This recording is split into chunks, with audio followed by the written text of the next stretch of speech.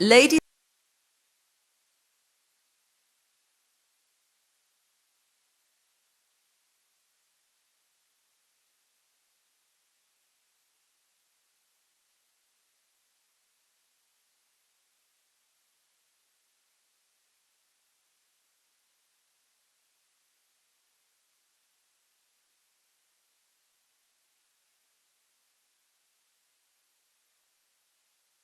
We have seen it before, but I want. Thank you. The hectic limit. Things are hectic limit. The comrades are all out singing, saying Ramaphosa must go, and we want Zuma to be released in prison. Ladysmith, N11 towards Newcastle, Model Kloof, they are better, man.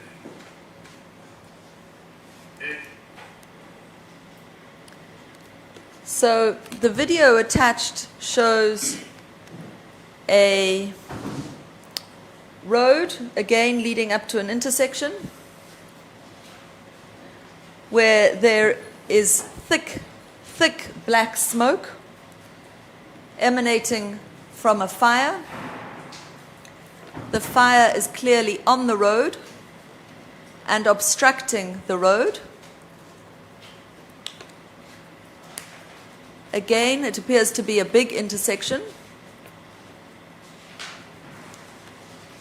There are various people depicted in the video, many of whom appear to be first responders, police, etc.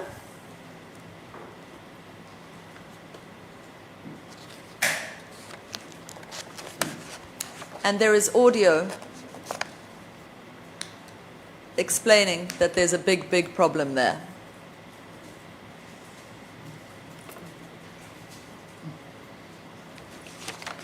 Proceed, ma'am. Thank you. We then jump to paragraph 7.52, which was a tweet posted by the accused at 1814.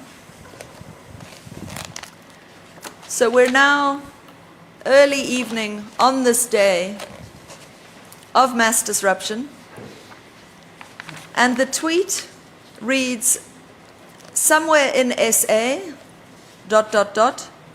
flames of freedom, capitalized, exclamation mark, Amandla, 3 fist pump emojis, 3 exclamation marks, hashtag free Jacob Zuma. Now attached to that video, my lord, is a long video. It's a 2-minute and 20-second video. May I presume that the court has seen it?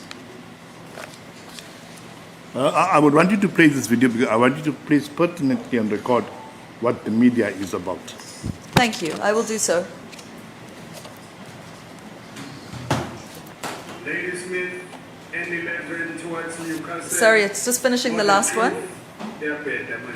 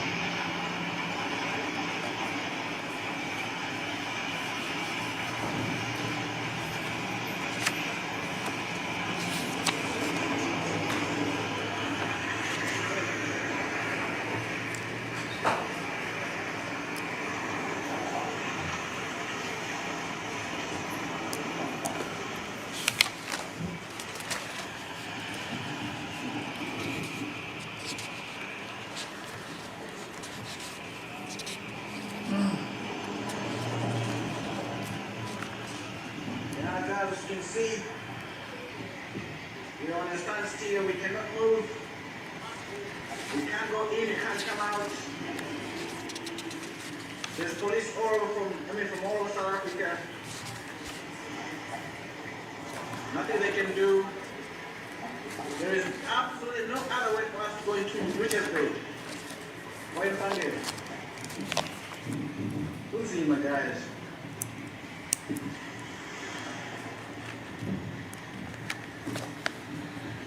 Zuma must be released, apparently. He must be released.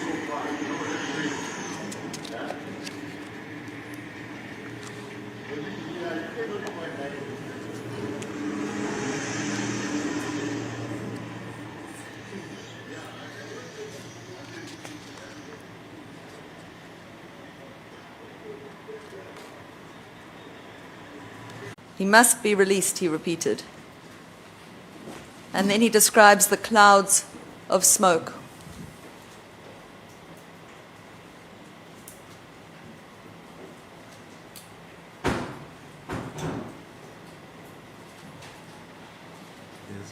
Thank you.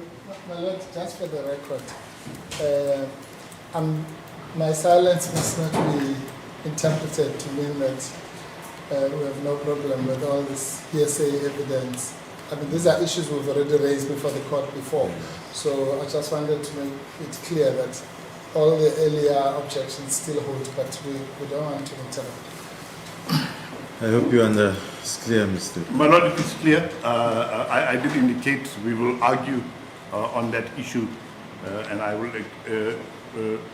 discuss with my colleague when would be the appropriate time to make that argument. At this stage, however, as I indicated previously, It's just that it seems as if now it's being attached without it being marked. Either it's, if you say video D16, we all know what you are talking about. But here we are talking about this video, I just want to highlight that without encroaching much on your way of presenting evidence to court. my Lord, it would be very easy to reference the video when we're watching the real evidence, because it would be referred to as per the paragraph number 752. That would take us directly to the video that we want to view. So far so good then. If that suffices, if you are happy with that, it's fine. Proceed, Mr. My Lord, my happiness does not matter much. It's my Lord's happiness that we must look after.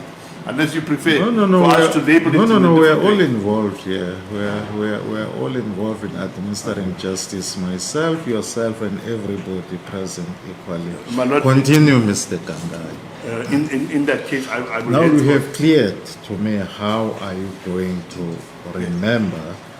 Sorry, have you finished with paragraph 7.52 in your evidence in that regard? I am finished. There are 2 points I'd like.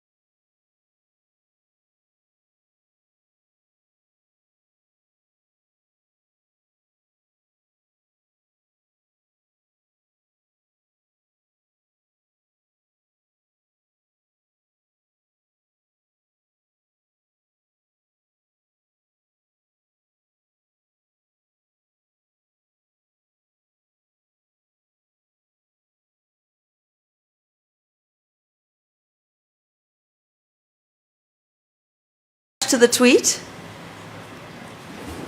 is a video of a very busy street, a 23-second video. May I play it for the court? Please do so.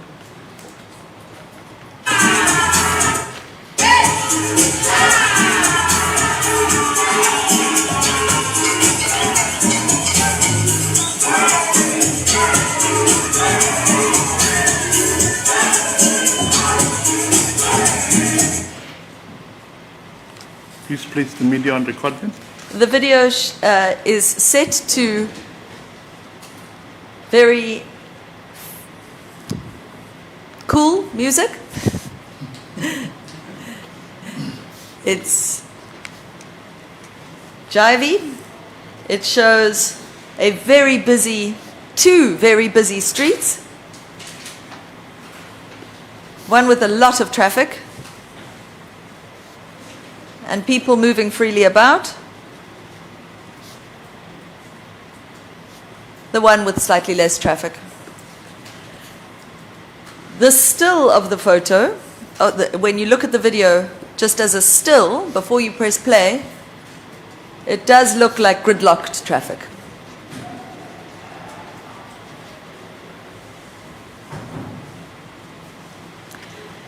That was at about 9:20.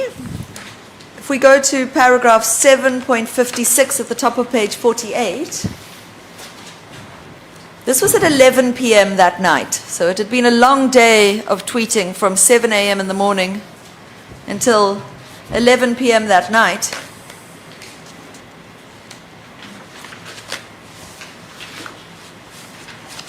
The tweet was a video of well, we can watch the video. The tweet read, Mooi Plaza, ... we see you, 3 exclamation marks, Amandla, 3 fist pumps, 3 exclamation marks, hashtag Free Zuma. It was, as I say, published at about 11 p.m. that night. It was retweeted over 2,000 times, liked over 2,500 times, and there were 1,200 responses to it. I'll play the video for the court. It's only 11 seconds.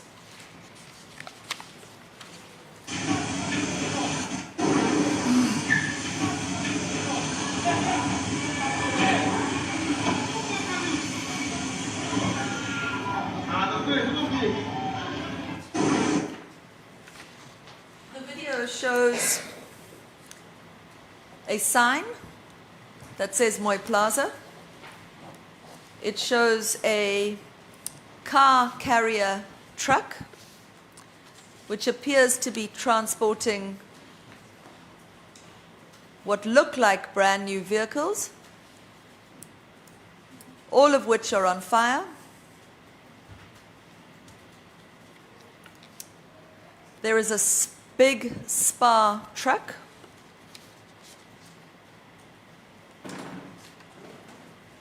Also on fire.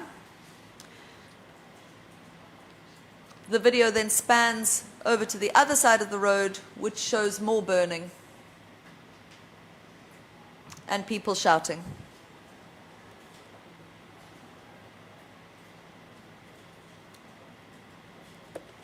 Thank you, ma'am.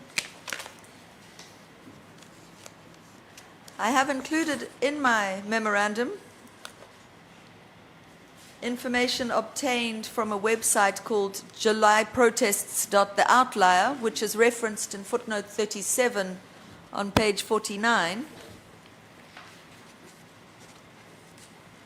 And I include it now because it's relevant to the tweet we just watched.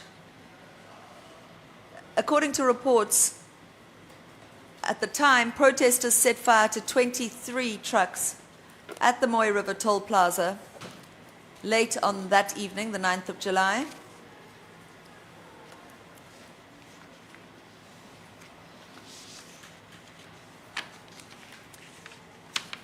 More information from the Outlier. It took 24 hours to clean up that destruction left by the rioters and for the N3 to be reopened again.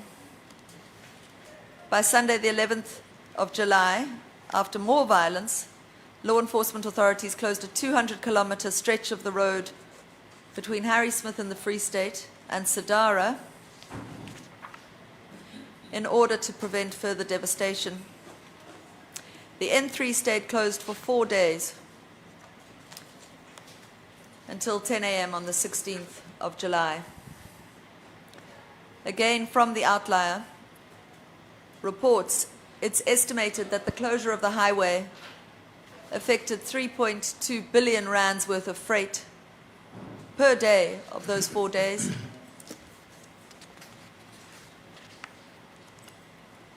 And by the end of the protests, the Department of Trade, Industry and Competition reported that there were 37 trucks in KZN that had been destroyed.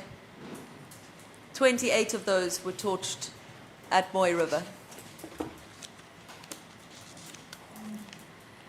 The next tweet came from the accused at 11:21 p.m. on the 9th of July.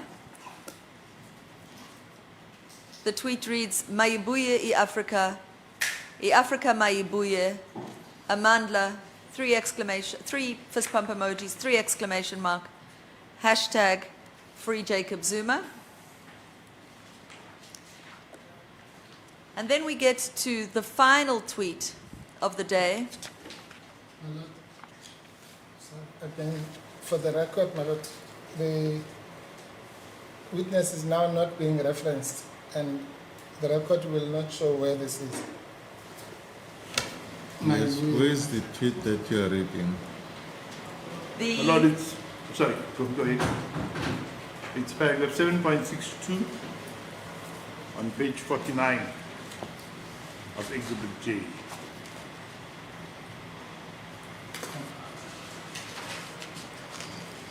Ma'am, can you So you are reading from paragraph 762, page 49.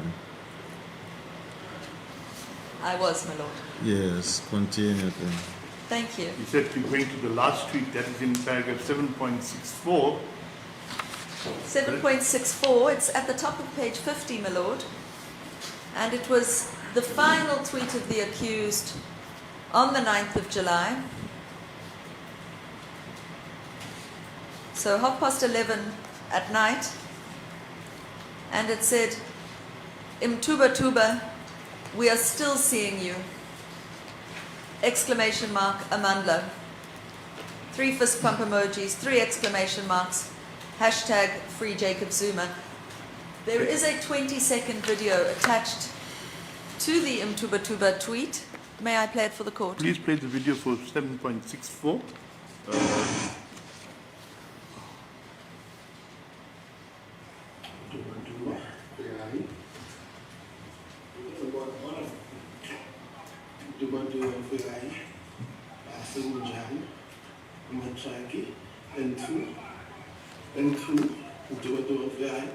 If you're driving towards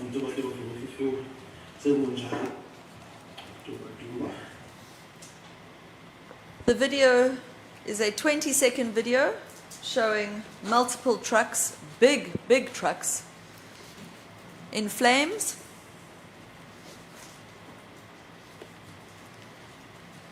The voiceover references it as the N2 into Mtuba Tuba.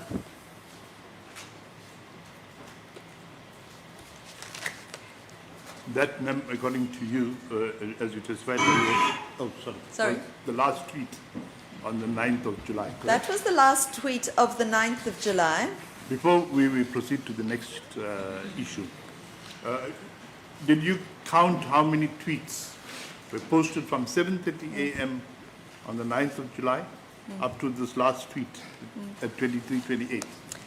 I did. How many, ma'am? The number that I included, which I believed to be relevant, which were posted from 7:30 a.m. on the 9th of July until 11:30 p.m. on the 9th of July, which was the day of the mass destruction. In KZN, I counted 26 separate tweets that I believed to be relevant.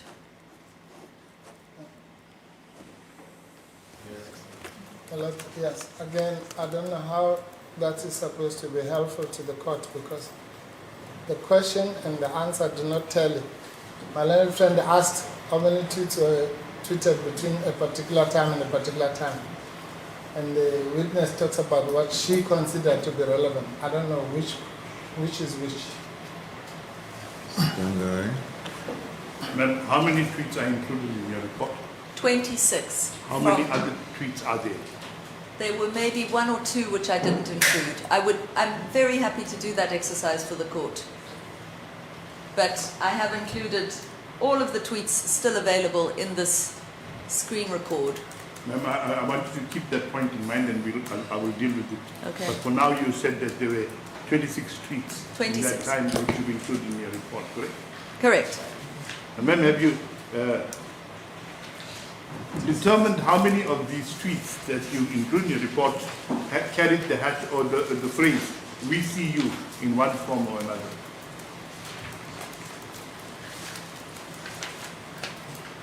I think I can quickly count for you, but over 20 of the 26 include the hashtag "we see you."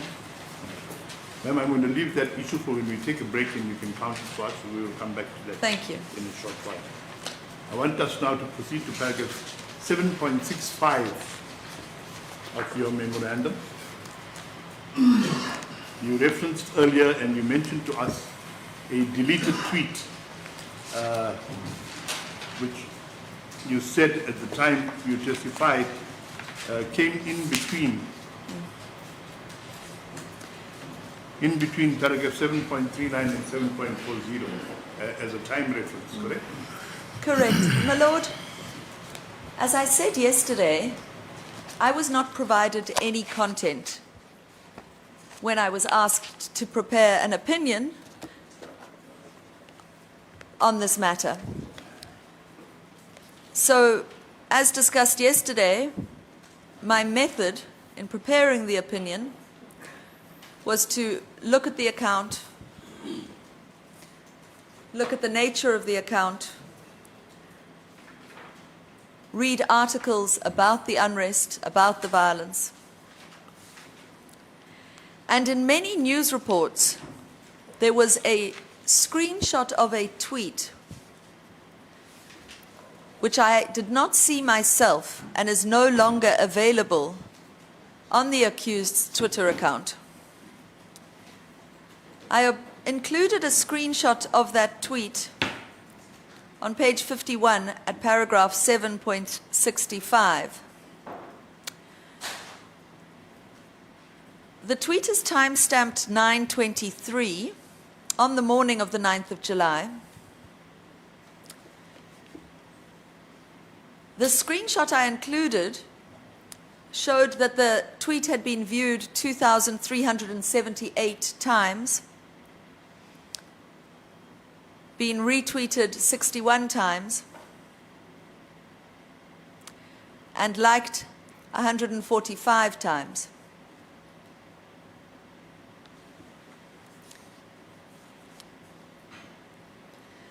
The tweet, attached to the tweet was a video of an unknown shooter shooting at an election poster of Cyril Ramaphosa. Now, as I say, my Lord, this is the only screenshot that appears in my memorandum which I did not obtain myself. I obtained it from the various news coverage. But in preparing for today, I did find a better version of the tweet, a screen record. So what I did was a reverse image search, which is what we started talking about right at the end of my evidence yesterday. So I took this screenshot of this apparent deleted tweet and did a reverse image search using Google.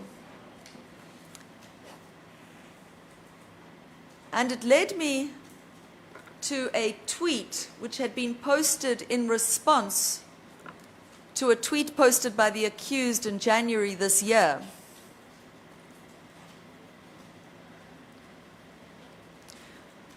Which shows a screen record of the tweet before it was deleted.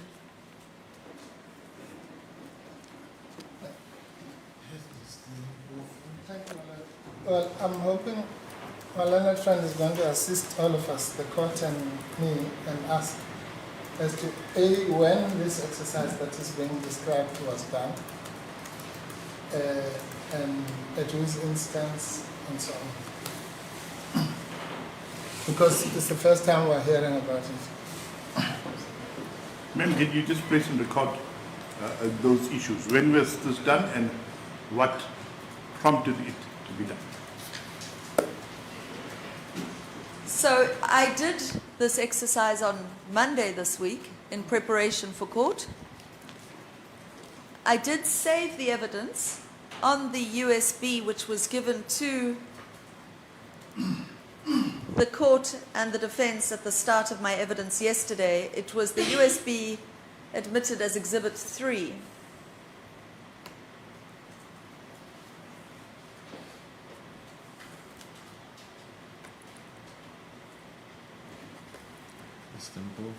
Yes, my Lord, then we object to the leading of this evidence. If it was done on Monday, it's Wednesday now. It shouldn't be the first time we're told about it. The docket was given to us in March, I think, and rightfully so. So anything that is done subsequently, which supplements the docket, let alone one that's done 2 days ago, cannot be told to us now for the first time that such an exercise was done and its outcome. With the greatest respect. Yes. My Lord, the evidence should not come as a surprise to my committee. The still of the tweet is referenced in the document that was given in March, that is in Exhibit J. It so happened that in preparation for testimony yesterday and today, the witness then came across something that further elaborates what's in the document. We must bear in mind that these tweets and these images and whatever we're talking about are from the account of the accused, which is in her possession. Now, to say that a witness cannot elaborate on what is in her statement, which is what it will amount to, if it is prevented, my Lord, would be terribly against the rules of evidence. A witness statement is to guide a witness. And if the witness made a new discovery or something new came to light, then the witness is entitled to place that on record. And my colleague is entitled to cross-examine her on it. He is not being surprised about this poster and about the fact that the witness was going to lead evidence on this issue. The mere fact that the witness read something a day or two ago, simply because it happened, it's not actually... That from the beginning that if this evidence, Exhibit 3, contains evidence that was not brought to the attention of the defense, then it will be irregular to proceed with that evidence before the defense is given opportunity to also view that evidence. My Lord, in fairness, I have no objection to that. The defense can be given So opportunity. now it's quite clear now that we are now dealing with evidence that was not brought to the attention of the defense. So can I hear then from the defense, do you need opportunity to view that evidence, or what is the situation? No, my Lord. My Lord, I'm simply objecting to the presentation of the evidence in this irregular fashion. And one, my learned friend is quite correct that what they gave us in March reflected a photograph of the issue that he's dealing with now. But I'm sure he knows that there's a difference between photograph evidence and video evidence. And therefore, in fact, that is even worse because it means we were given the impression that they will rely on a photograph. Now, we are told that about some methodology called reverse what? Reverse image search. Now, for the first time, 5 minutes ago. That's not in the USB. The USB simply shows whatever they want to show. Precisely to both of you, Council, that was my concern from the beginning when this Exhibit 3 was introduced in court, that if it contains new evidence, then it will be appropriate if that evidence is made available to the defense. At the same time, Mr. Bofu, as you know, I cannot refuse if the state want to lead that evidence, but what I can do is to afford the defense opportunity to say how long do they want to start that evidence. It will be a matter of, agreement between two of you. Thank you. My Lord, with respect back to T4, your Lordship obviously has the power to overrule inadmissible evidence if it is presented. If my learned friend suddenly, let's say, started wanting to play a video here without having given it to us, then we would object. And your Lordship would then make a ruling on that. That's the kind of objection we are making, not one, because if we say an opportunity to view, then it goes to what I said yesterday when the USP was being presented.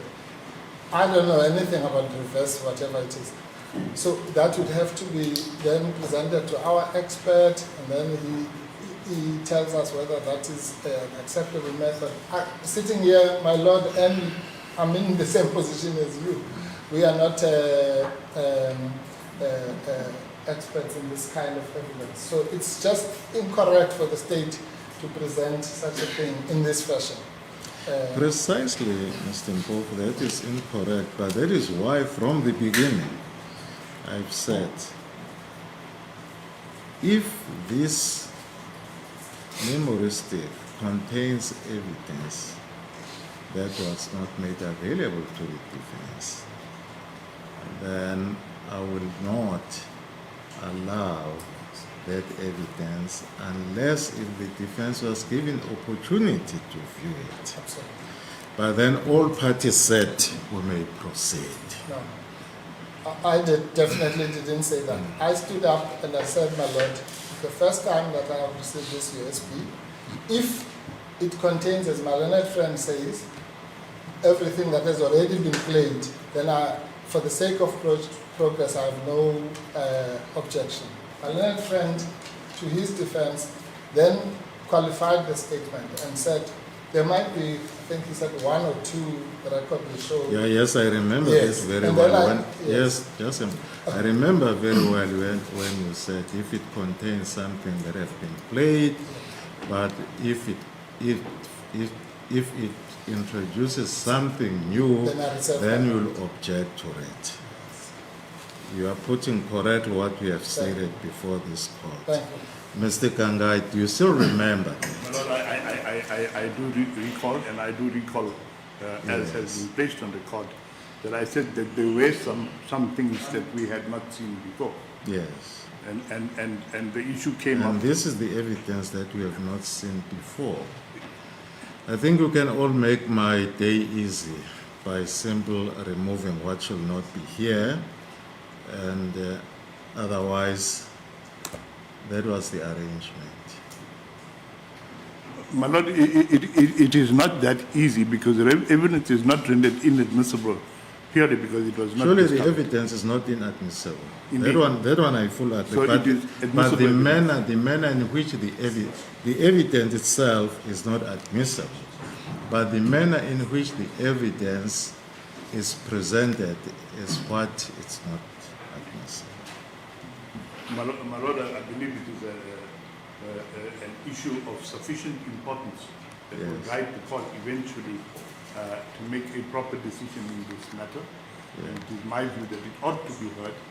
And if curing the late discovery is to allow the accused and their team to have an opportunity to discuss it with their expert, I propose that that is the way we go. What were you proposing? That the accused be allowed, we will make, we will explain to him what is new, and he can discuss it with his expert and come prepared to continue with that.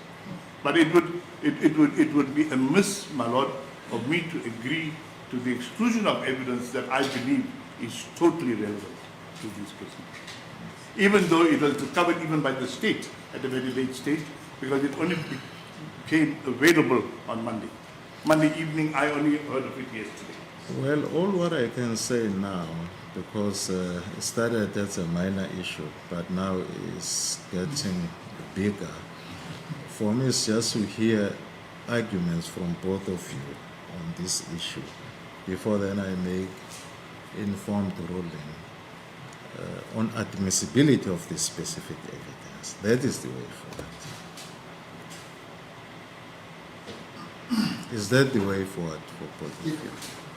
But Lord, if indeed that is the way forward, I will need some time to prepare.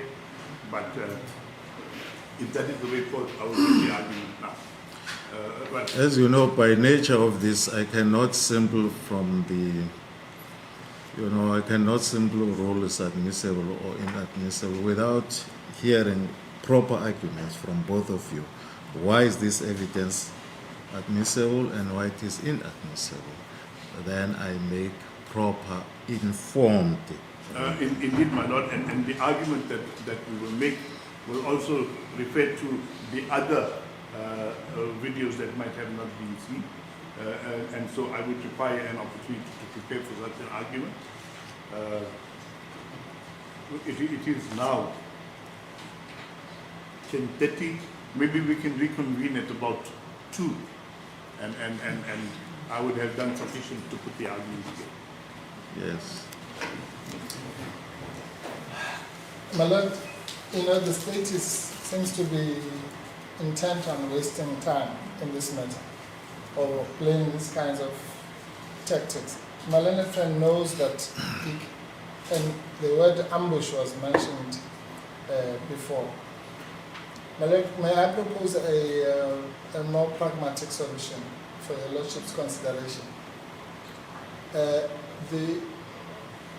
The starting point really for us is that all of this is completely irrelevant and it's not going to assist the court. And we've said that from the first, or at least from the second witness going forward. And it was on that basis that we said provisionally we allow it to be played, and making all these qualifications doesn't mean we're accepting the hearsay and so on and so on. My lord, if the matter was being raised really as an objection, so from our side, we are happy if your lordship provisionally allows this evidence to be played for the sake of progress, subject to our right at the end, when the issues of hearsay and all that are being argued, to object to it. In other words, our silence must not be interpreted as acquiescence, because and it will be like all the other hearsay that has been led here. It can be dealt with together at that stage. Mr. Kangai? My lord, I'm happy with that suggestion. I think all from my side was to make sure that I take a well-informed decision, because now admissibility of evidence, it's a major issue. If then the defense says provisionally it can be admitted, then you can proceed along those lines. Yes, Mr. Thank you, my lord. I'm indebted to your lordship for the ruling. I just want to place, my lord, on the record that the state is not entitled to do this. When these are constitutional issues, my lord. These are not. This is not a small game. There is a reason why the defense is entitled to the docket many months before the case starts. It's got nothing to do with us as lawyers. It's the right of the accused to know what case she has to meet. And it's improper to then ambush her in this fashion. And again, I want to emphasize we are doing this because the accused is anxious for all this to be finalized. So many irregularities have been committed here. And so it's not a trivial matter, my lord. This whole case could turn on this video. And then it's just sprung on us in the middle of the trial. But so I just want to place that on the record, my lord, so that in the future, if there's a future to this matter, it should be avoided. My lord, I will propose the following resolution. I will lead the witness on what is in the memorandum itself, without making any reference at this point to the recent video that she came across a few days ago. And as we proceed, I will address you on that evidence which we will propose to lead us today. If that is an acceptable arrangement, my lord, I will be able to proceed in this matter. Fine, well enough, but let us now make sure that going forward, evidence that was not disclosed to the defense, we don't even go there in order to avoid further waste of time. Evidence that was not discovered to the defense should not be led. Let's continue. With this one, fine, we accept provisionally. But I want to move on this issue, except to say, draw attention to paragraph 7.65. Yes. I will come back to it when we have decided as to the way forward on it. Thank you, may proceed.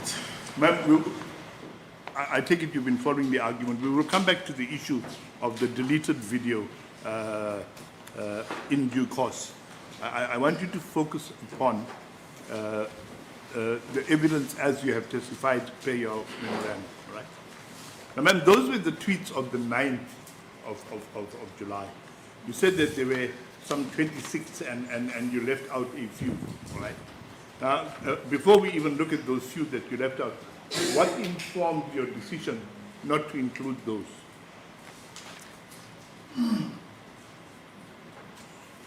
My lord, I would have to go through it all again. As I say, I was going through, I think I included just about all of them that I thought to be relevant. So I would have to look at that entire video again to see which, if any, I left out. But certainly those were the ones, at reading it on first principles, that I thought were sufficiently relevant to the matter at hand. Now, ma'am, just very briefly, without going into detail, are there any other, I'm going to use it, discoveries that you made whilst you were preparing to testify that might not be in your report? So, and I don't think it's worth having a discussion about, but there was one tweet on the 10th of July. So if we go now, my lord, to page 54, which was a tweet posted just after 1 a.m. on the 10th of July. So we finished with the tweets, finishing Page at... 44, paragraph. Sorry, my lord? 7.77. 7.77. It's on page 54, my lord. So... Does this deal with evidence that was discovered to the defense or not? 7.77 deals with evidence that was discovered already. Then you can proceed. But the question that I put to the witness is, are there any other discoveries that you made whilst you were preparing that don't appear in your memorandum? Thank you, my lord. So, on the 10th of July, I only included one tweet.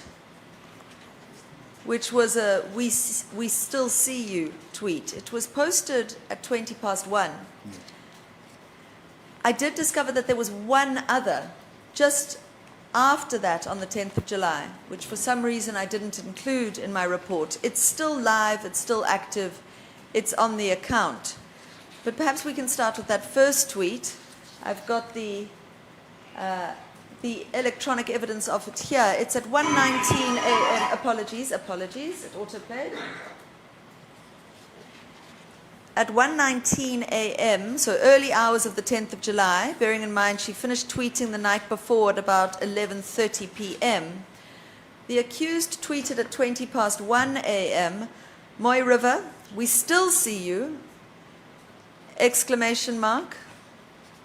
Amandla, 3 fist pump emojis, 3 exclamation marks, free Jacob Zuma. So attached to the tweet is an 18-second video showing, and I apologize for the spelling error in my memorandum, I've said tucks, that of course should read trucks burning. May I play that for the court? Please do that.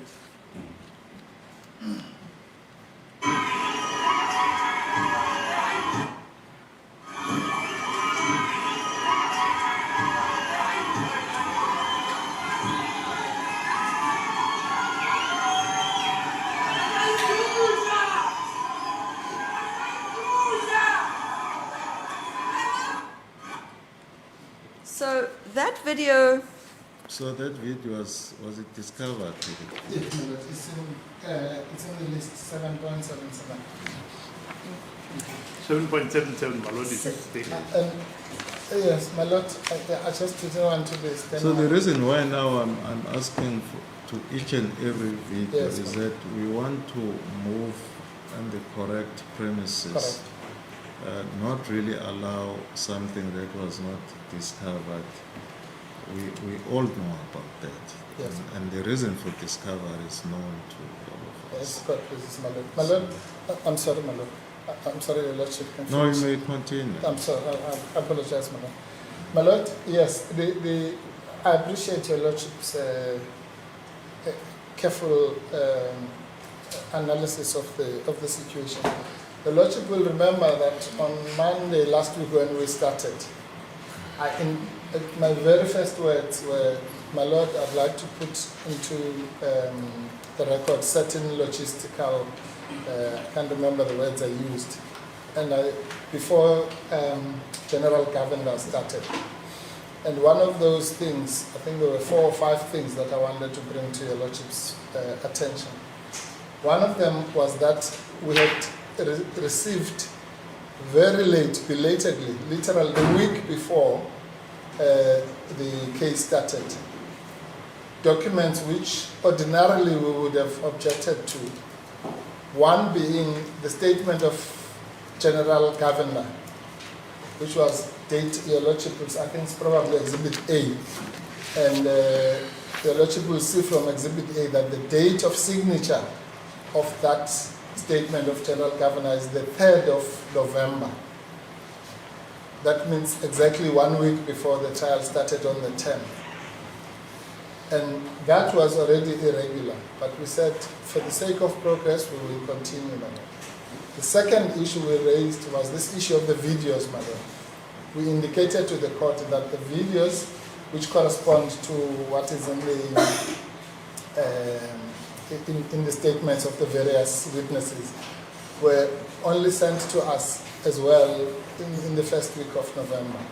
But again, we said we would continue. So from that point of view, subject to those qualifications, my Lord, Your Lordship is quite correct. We, for the sake of progress, accept that those documents were properly discovered, even though belatedly. And that's why we proceeded with the first witness and these videos.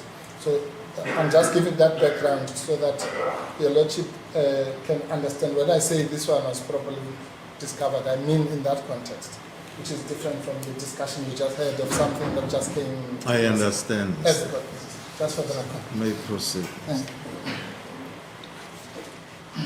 My Lord, as I have been sitting here, listening to my colleague and contemplating developments as they are, I am going to propose at this stage that we take a slightly longer tea adjournment between now and a 11:15, so that I may engage with my colleague on certain issues, firstly, the prosecution colleagues, and then with Advocate Mpofu, and I'm sure that we'll be able to find a way forward or a way to overcome these issues that seem to have come up suddenly. Well, not suddenly. Let me just rephrase that before my colleague stands to say. So That you seems to say have long come adjournment from now until when? till 11:15, my lord.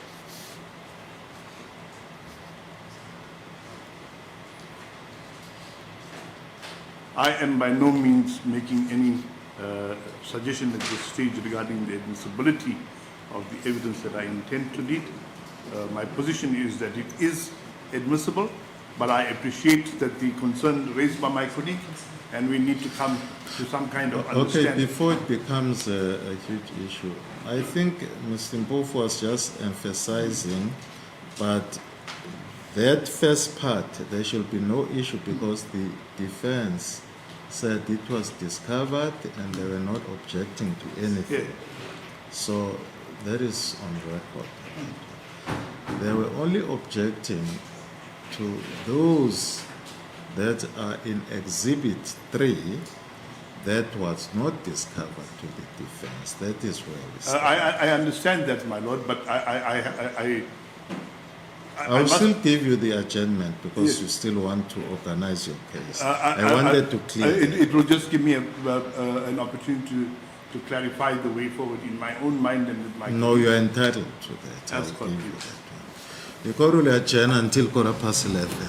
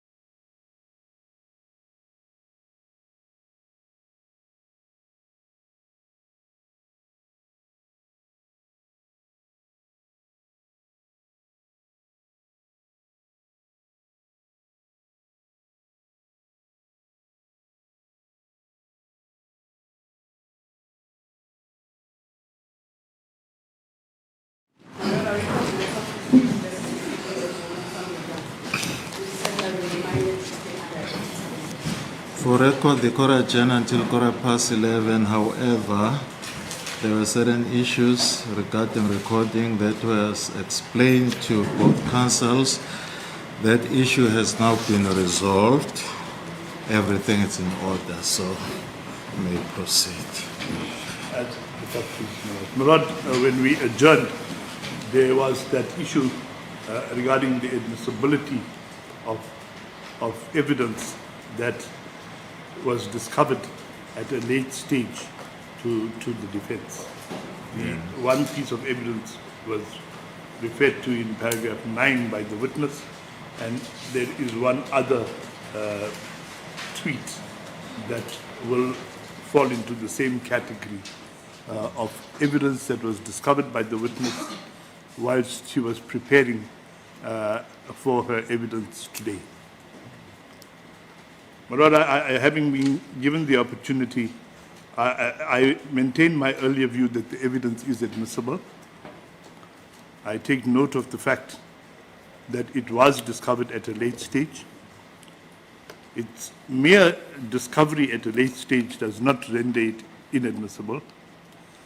Its admissibility is determined largely by the fact that it is relevant to the proceedings. And being relevant, my Lord, it is automatically admissible. In the circumstances of these proceedings, my Lord, what one needs to take into consideration is the fact that it is not a situation where the state sat in possession of the information for weeks and months and even days. If I may hear now, Mr. Kangai, are you now addressing me on the admissibility of evidence or not? Because I've requested both parties that if they want me to make a ruling on the admissibility of evidence, then I'm prepared to give them time for that. So the indication then from counsel for the accused was that this evidence can be provisionally admitted. So we haven't reached a stage whether you said you wanted time up to 2 to address me on admissibility of evidence, if that is the way. So I want to know, are you now addressing me on is the admissibility of this evidence an issue now, so that I must make ruling at the end of the day? Can I hear then from both counsels what exactly is happening now? My Lord, it is a matter that we can deal with now, or if, as has been suggested, we admit the evidence provisionally and we can deal with it later. I'm happy to even deal with it now because the evidence is relevant and important to the state's case that we need it. And I take note that it was discovered. I hope you have heard my initial intake was that since this is really evidence, I cannot prevent the state from leading the evidence. However, the manner in which the evidence is introduced, if the defense object, I can only give them opportunity to view the evidence and thereafter continue. My Lord, perhaps then we will be guided on the way forward by my colleague's suggestion that we admit the evidence provisionally and we can argue about that. I think that was the understanding when... In that case, my Lord, I will proceed to lead the evidence. Yes, I think that was a common understanding. You confirm that, Mr. Mpofu? I do, my Lord. Thank you. You may proceed, Mr. Remember, I want to go back to the deleted tweet, as you referred to it. Can you please place on record that evidence referring to what you called the deleted tweet? Thank It's you. on page 51 of your report. Thank you. 51. My Lord, as I said before the adjournment, while I was preparing this memorandum, I came across multiple news reports referring to a tweet which had ostensibly been published by the accused at 9:23 on the morning of the 9th of July, 2021. And the tweet was without words, but simply included a poster, a video, apologies, a video of somebody shooting at the poster. I describe it in more detail, my lord, on page 53, at the top in paragraph 7.71. The video is a 10-second long video and shows a shooter, who's not depicted in the video, shooting a gun at Cyril Ramaphosa's face on an election poster 6 times. A voice in the background can be heard saying, Haibo, Eish, and Ya Ya Ya.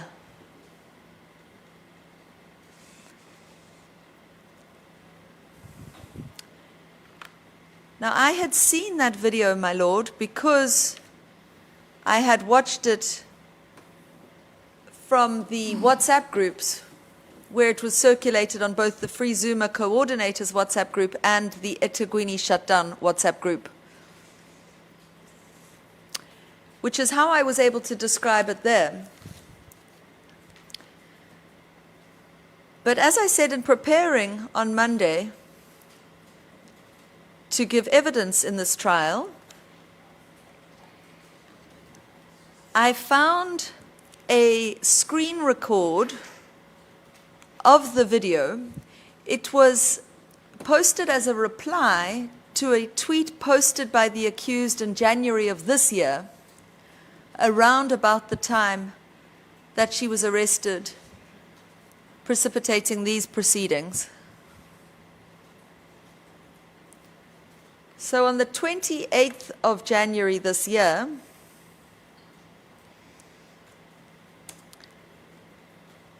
the accused posted in capital letters, "We see you," 4 exclamation marks.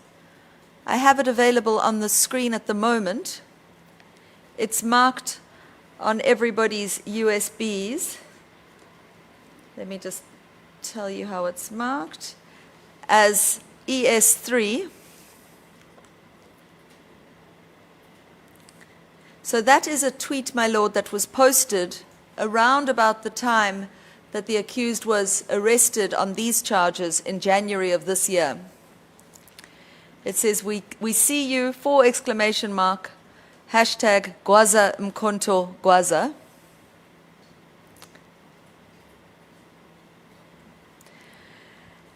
And the first response, that tweet garnered 145,000 views. But the first tweet in response to that tweet, if I play it now, had 4 different media attached. The one was this image, which just said, let me just go back 2 seconds, 337 dead thanks to the hashtag Free Jacob Zuma campaign. The second media said 50 billion rand lost nationally, thanks to the hashtag Free Jacob Zuma campaign.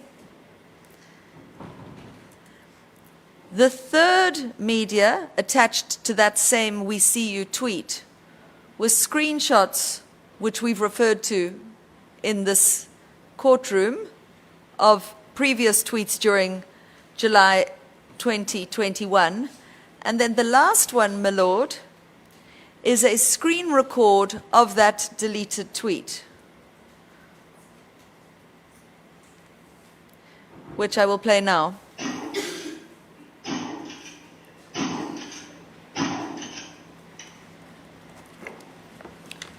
Can you please place on record the media of the tweet itself?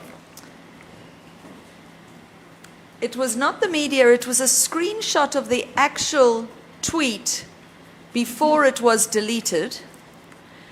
You will see, my lord, on page 51 of my evidence, the screenshot I included there, which I obtained from various sources, showed exactly the same tweet, but at that stage had only garnered 2,378 views.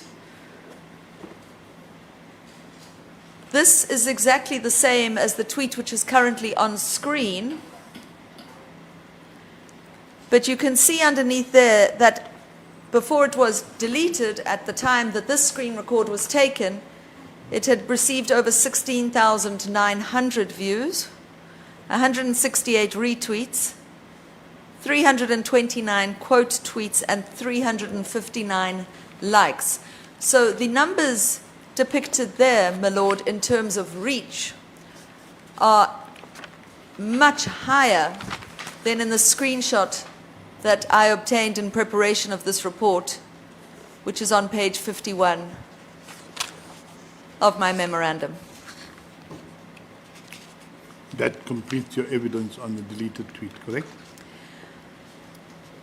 Yes, sir, except to say, my lord, that there was that tweet circulated, as I say, not that tweet, I beg your pardon, the media circulated on that WhatsApp group. So this footage of shooting the Cyril Ramaphosa election poster was certainly being circulated amongst instigators, not just on the Twitter/X social media platform, but also on the WhatsApp groups used to coordinate.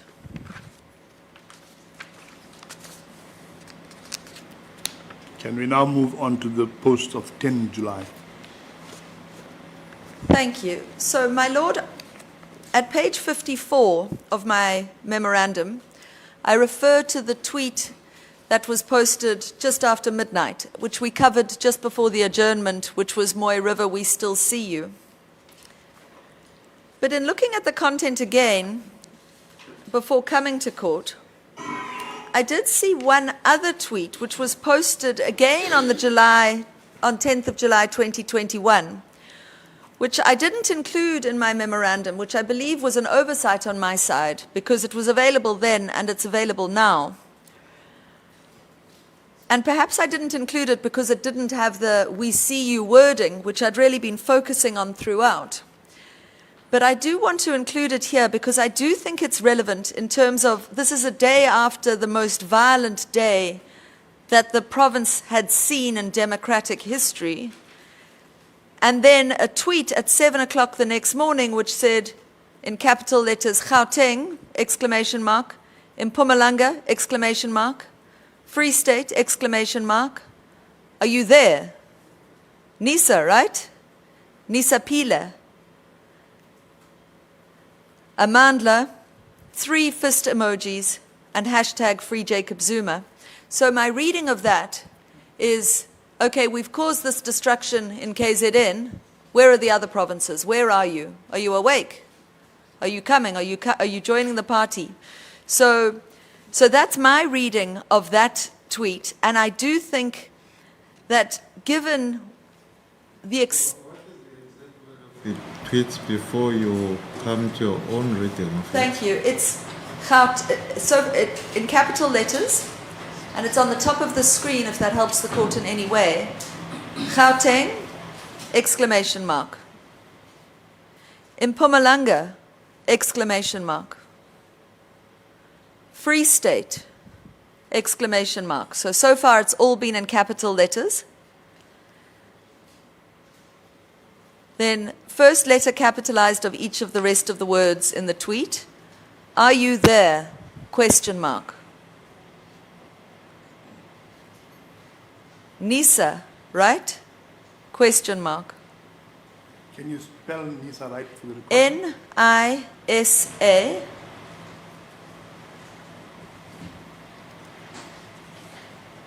And then the question is asked again. Nisa Pila. That word is spelled N-I-S-A-P-H-I-L-A, question mark. And then the Amandla 3 fist emojis, hashtag Free Jacob Zuma.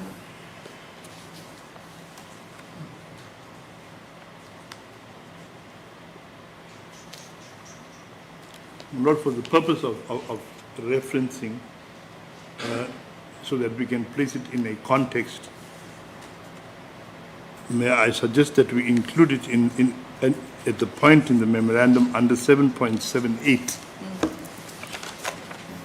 And before paragraph 8 of the memorandum, so that when we reference it in future, we can refer to it as 7.79, so that when we reference it in future, we know exactly where we and what we're looking at.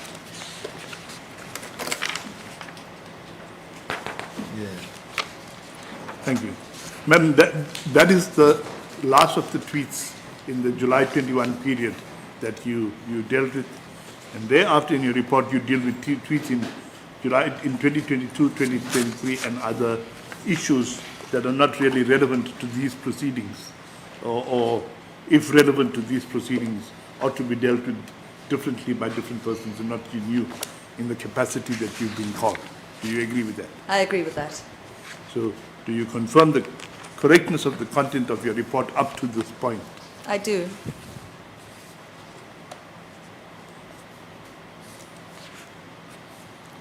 My Lord, the paragraphs 8 onwards up to the end of the document are, at this stage, perhaps it would be best to say not relevant to these proceedings. If necessary, my colleague and I will deal with them as we proceed with argument and so forth. If my colleague can confirm that that is the position. My Lord, yes, indeed, my Lord, our position is that the tweets from that point on, in fact, the rest of the document is completely irrelevant. And ordinarily, I would be asking your Lordship to literally just remove everything from page 54 onwards. The only reason that I'm not doing so at this stage is that I'm going to ask one or two questions and a cross-examination which arise from some of the matter that is contained there. And obviously, if the defense refers to something, then obviously it stays in. If that's acceptable to the other side. I understand my colleague says that it's irrelevant, but my concern is that the minute he asks a question about it, or in regard to it, it becomes relevant. And so either it's relevant or not, and so we need to deal with it in one way or the other. We can't have it both ways. If I may know, are you now arguing about the relevance of this or not, so that I know exactly what the ruling? I thought that was not an issue now.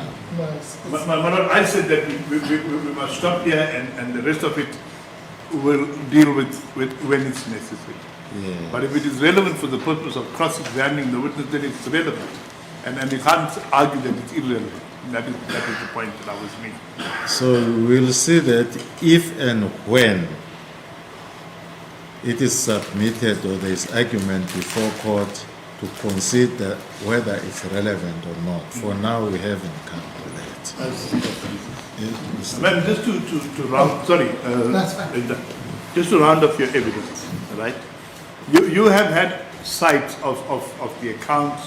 What were you requested to do, and did you achieve that? What was your finding in the end? So as I canvassed in quite a lot of detail yesterday, my Lord, I was requested to have a look at the social media content of the accused, to determine whether I believed there was sufficient content contained in the social media accounts of the accused to trigger any legal consequences.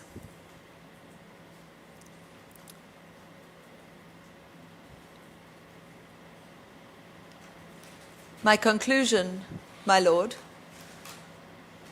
looking at the 28 tweets that we referred to, and to quickly go back, if you will forgive me, my Lord, I was asked to do the assessment of how many tweets I left out on the 9th of July. There were 2 that I didn't include.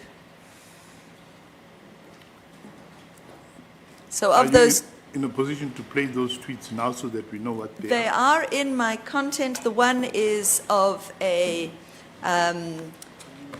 white woman talking about how the judiciary has become Cyril Ramaphosa's own public protector.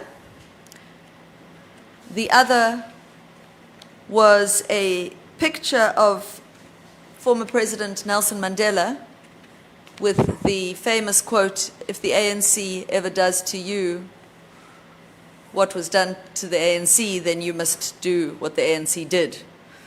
I'm paraphrasing. And the quote on the tweet attached to that media was, With that, do you tend to these tweeters that were left out, do you tend that they be part of evidence before court? I merely place on record what was left out. If my colleague intends to take it further, we can do so. Sorry? I said, I'm merely placing on record what was left out. Yes. If my colleague wishes to take that issue further, he will do so during cross-examination. Well, if he like to, but I mean on your side, that those things are not here. Of course, he is entitled to do that, but I don't think you can lead evidence about something that is not even before court. Ma'am, will you please refer to those two and play them before court so that we can have it on record? I can indeed.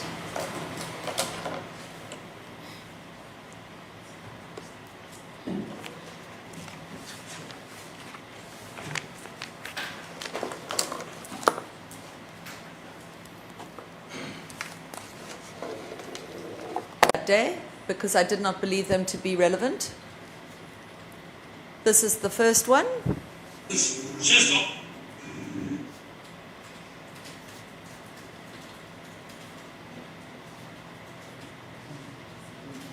Oh, it's So as far as I'm concerned, there's nothing to celebrate in this judgment. Those who speak about it being a victory for the rule of law are asked, a victory for whom? Why the haste and urgency on this matter? Why the escalation, an unprecedented escalation, if I'm correct, to the Constitutional Court? Why the overzealous and extreme penalty? And I am possibly ending off on a controversial point. Could it be that the judiciary is Ramaphosa's very own public protector? Could it be that this judgment is sending a clear message to those who oppose the new dawn and its interests? And the message is simple. If we can deal with Zuma, we can deal with you. Thank you. Rod, we will reference that as 7.80.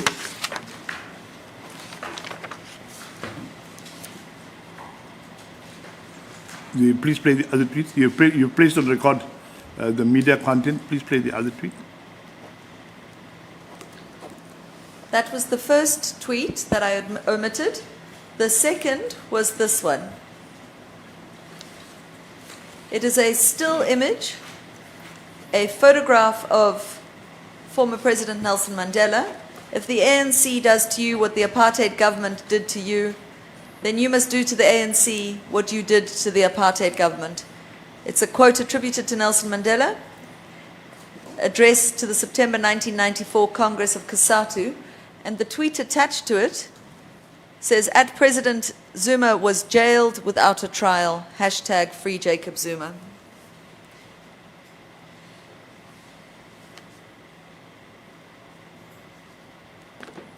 Rod, for the purpose of record keeping, we can reference it as 7.81.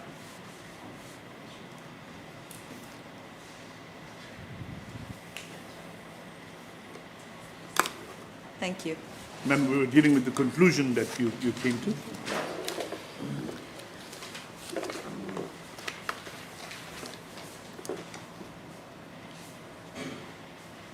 So my conclusion,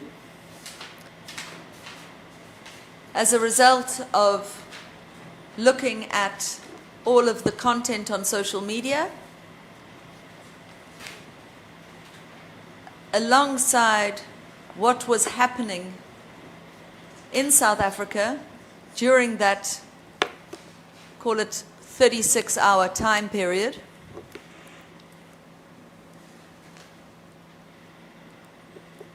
my very clear understanding was that the tweets were a call for action,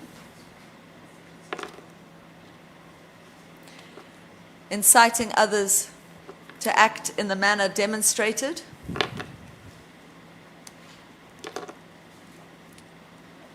to urge and to stir up unrest,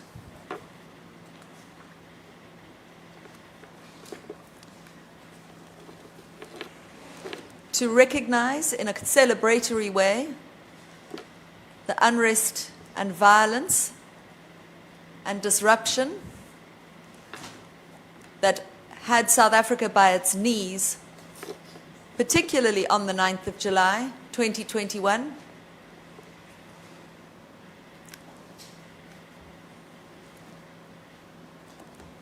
And my very firm, honestly held belief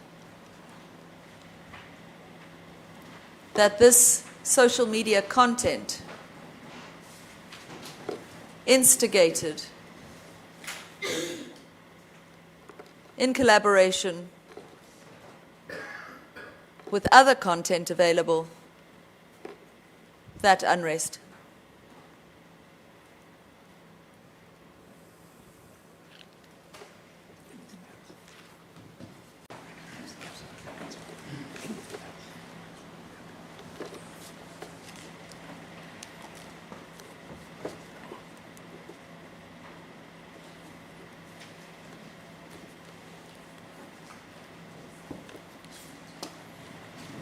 My conclusion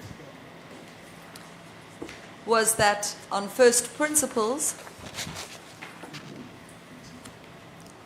I believed there was a case to answer on incitement,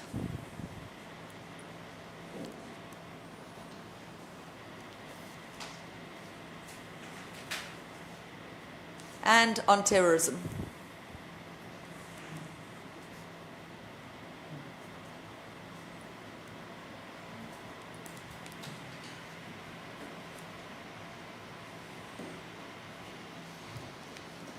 Thank you, ma'am. Is that all? Are you done? Thank you.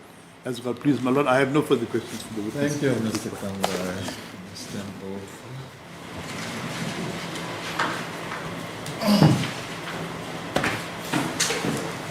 Thank you, my lord. Good afternoon, madam. Good afternoon. Good afternoon, Mr. Mpofu. Yes. All right. I want to try and navigate through your evidence by taking some shortcuts, if possible, because most of it is a repetition of evidence that has already been laid here. So I will not cover some of the themes and issues that have been already covered around certain videos, particularly where the previous witnesses have dealt with them extensively. But in fairness to you, I will put to you what it is that I will argue in relation to those.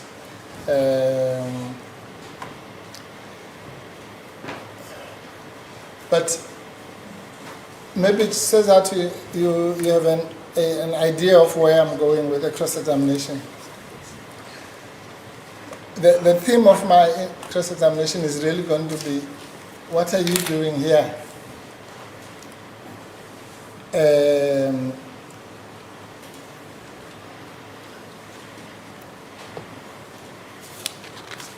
And let me explain what that means by relating what it is that you have just said now, that after all these 28 videos and so on, or 26 videos, you came to the opinion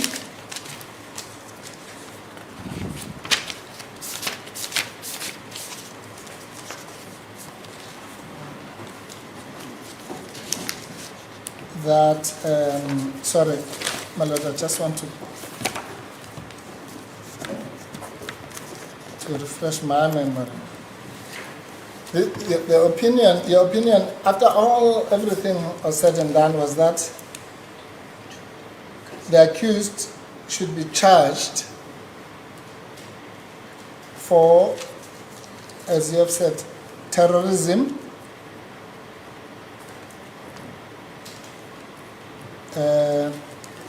sedition,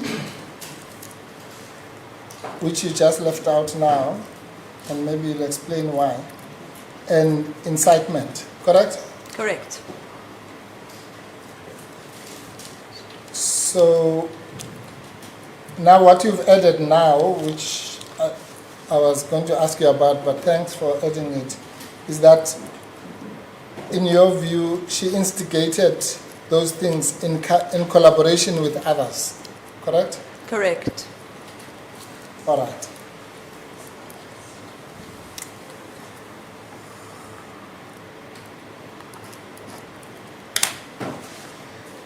And those others, I would assume, mean among others, the participants in the other groups. My lord, I mean that this was a contributory factor. The content of the accused was a contributory factor. So I don't suggest that there was one single instigator, one single source of the unrest. But I think different instigators, different factors all worked together.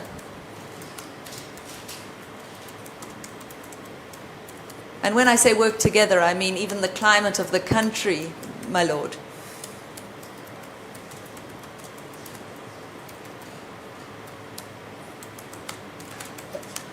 Are you done? Thank you. Yes. You done? Yes. Okay. Okay. Now I want you to clarify this for the court, because you see these things in criminal law, as you would know as an attorney, must not just be said loosely.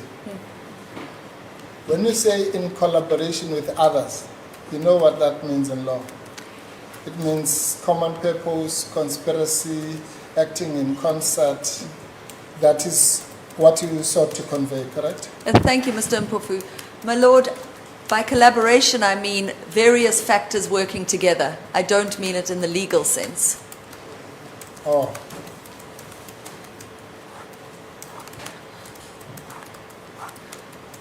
So the collaboration was between what factors? Various factors, my lord, coming together. But I'm sorry, what does that mean? I thought collaboration was between people.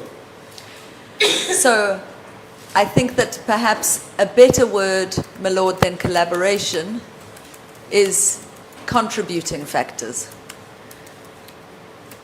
I'm sure we'll get to the expert witness statement of the defense, where a lot of those other contributing factors were analyzed in quite a lot of detail. All right. Okay, well, maybe we'll get there, yeah. And when you were summarizing now for the court what your recommendation was, why did you leave out sedition?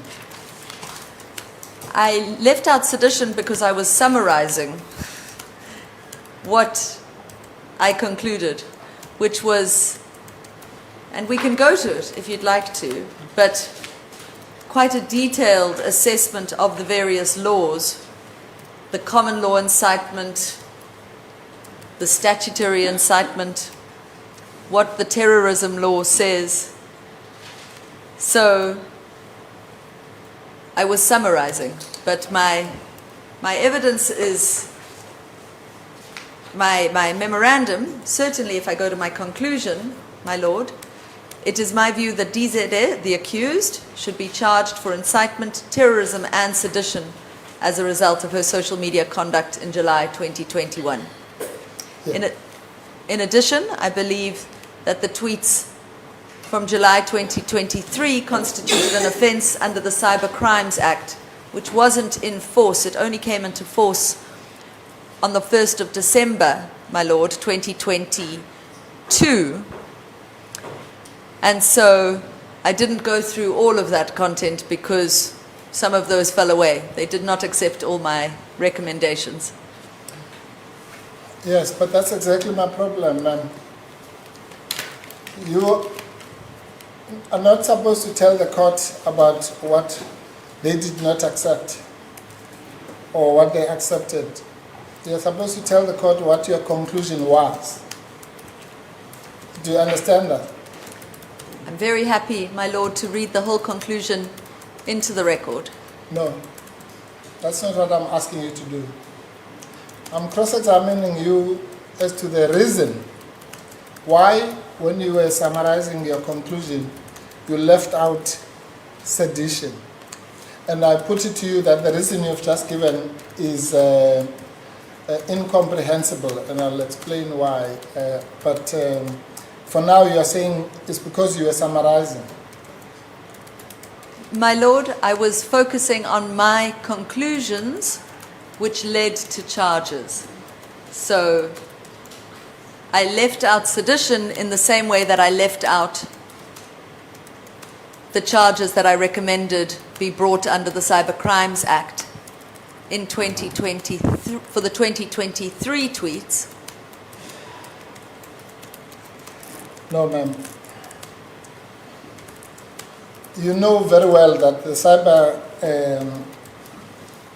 Crimes Act has got nothing to do with what we are busy with here, for the reasons that you've stated, that it was not even in place in July 2021. My Lord, I've included under the Cyber Crimes Act a recommendation that the accused in this case be charged for tweets posted in July 2023, which were very much the same theme as the tweets posted in July 2021. But the July 2021 tweets were published before the enforcement of the Cyber Crimes Act, which came into force in South Africa on the 1st of December 2022. So that cannot act retrospectively. That Cyber Crimes Act couldn't be used in the July 2021 tweets, but my recommendation to the DPCI, which I believe was ignored,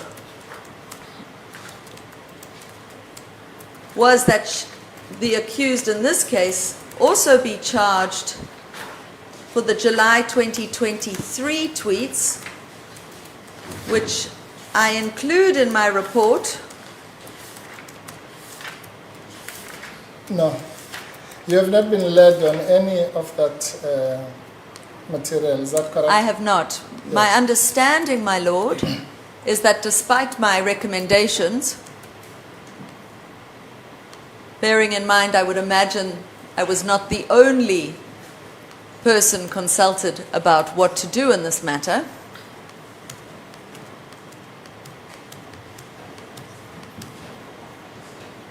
half of my recommendations were accepted and half were ignored. Actually, you are being generous on yourself. You, according to what you've just said now, and I didn't understand that from your conclusion, but for the sake of this question, let's say you recommended four charges.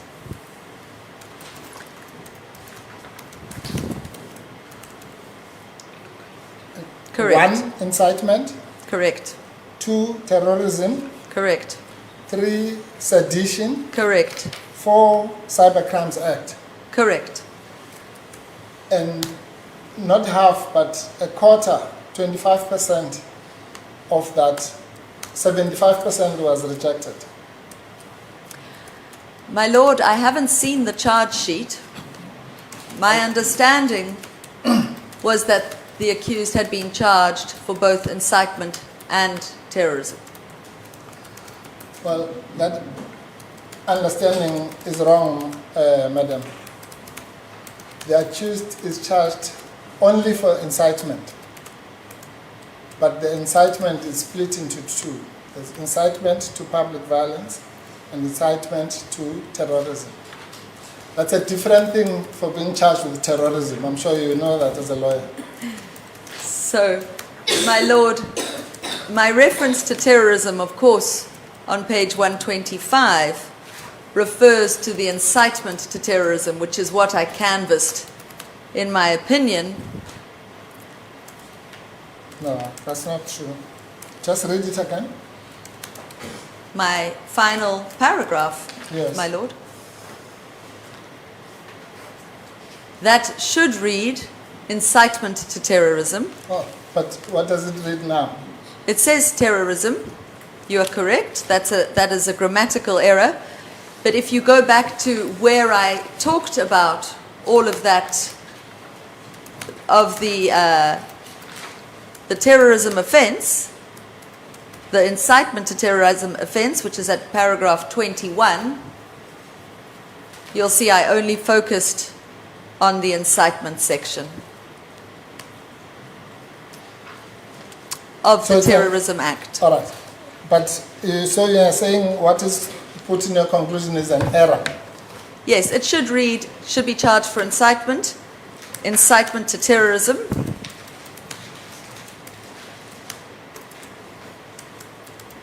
So there should be read in there, my lord, incitement to. All right. So until now, 5 minutes ago, the accused would be forgiven for saying your conclusion was that there should be 4 charges: incitement, terrorism, sedition, and Cyber Crimes Act. And only 1 out of 4 was accepted, correct? So, my lord, if I can take you to paragraph 21 of my opinion, which is on page 77, you will see that Does that answer the question? Yeah. Please. the Just answer to the the question is that I only discussed incitement to terrorism in my report. No, ma'am, please, I beg you, just answer my question. And answer only my question. If you want to give an explanation, your lordship will never allow me to block you, okay? Then you can give your explanation, but first answer the question, okay? I'm asking you a simple question. If the accused read your conclusion as it stands now, before you corrected it 5 minutes ago, would she understand it the way I understood it, that you made 4 recommendations and only 1 was accepted? Is that a viable reading of your conclusion? Your unamended one?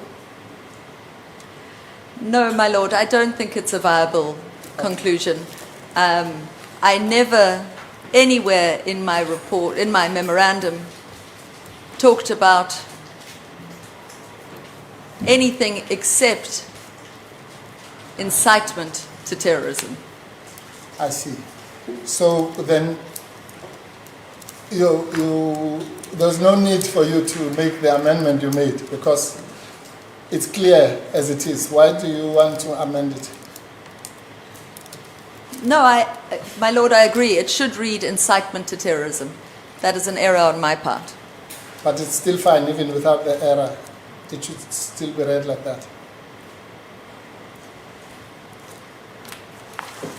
Or do you not understand the question?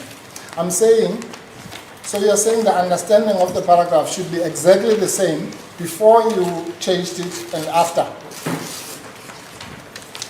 My lord, I believe in the context of the report, of the memorandum, and I can tell you, by the time I drafted these 3 short sentences in the conclusion, I was very sleep deprived, and it should read incitement to terrorism, but I think any reasonable reading of it in the context of the report as a conclusion of all of the content that I had canvassed would understand that by using the word terrorism there, the charge would be under the Terrorism Act, but incitement to terrorism.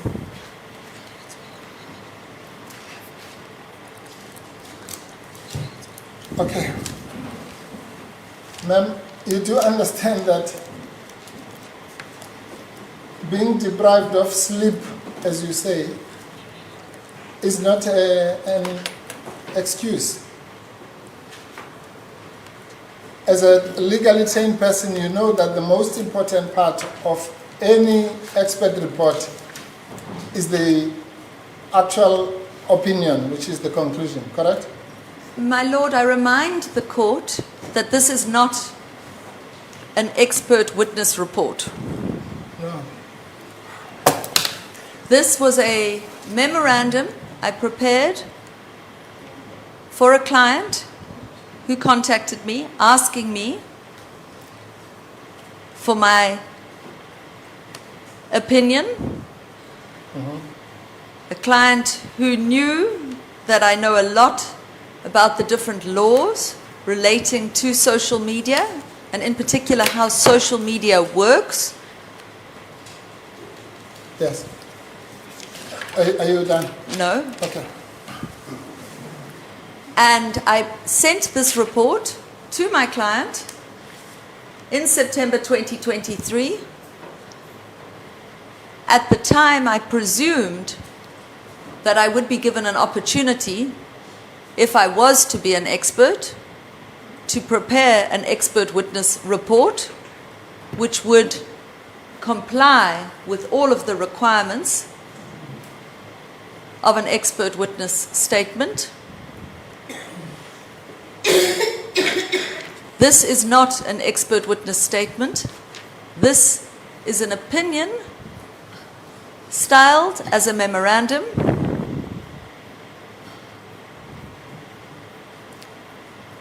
which I sent to my client, who was the DPCI, in order for them to decide what next steps, if any, they were going to take. I had no control over what steps were taken next, which charges were included, what the charge sheet looked like. Indeed, my Lord, I have not seen the charge sheet. Just one follow-up now for clarity. If you say this is not an expert report, you expected that you will be given opportunity to compile an expert report. So you are saying, as you are standing before court, you have not compiled any expert report. No, this is not an expert witness report. This is a memorandum which I sent to my client before any charges were brought.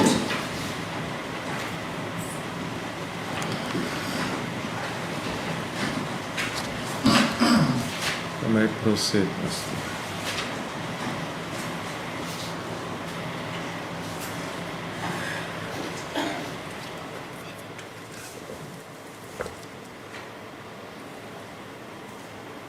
I'm sorry, my Lord, if your Lordship can just bear with me.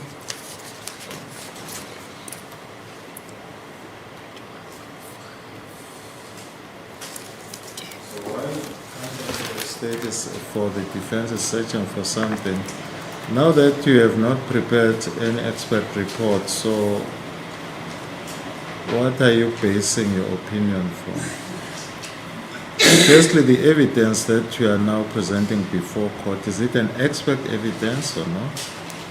My Lord, I think my evidence forms something of a hybrid,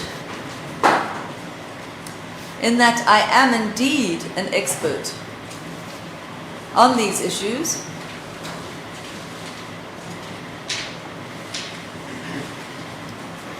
And I prepared this memorandum as such.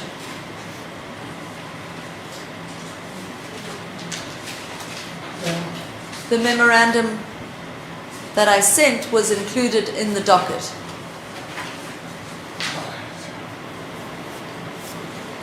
You may proceed. Thank you, my lord.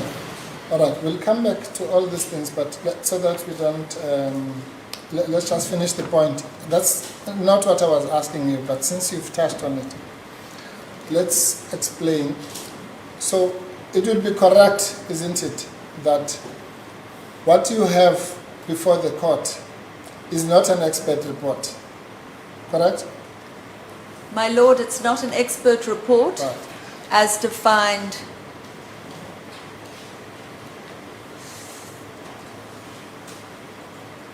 But there are similarities in that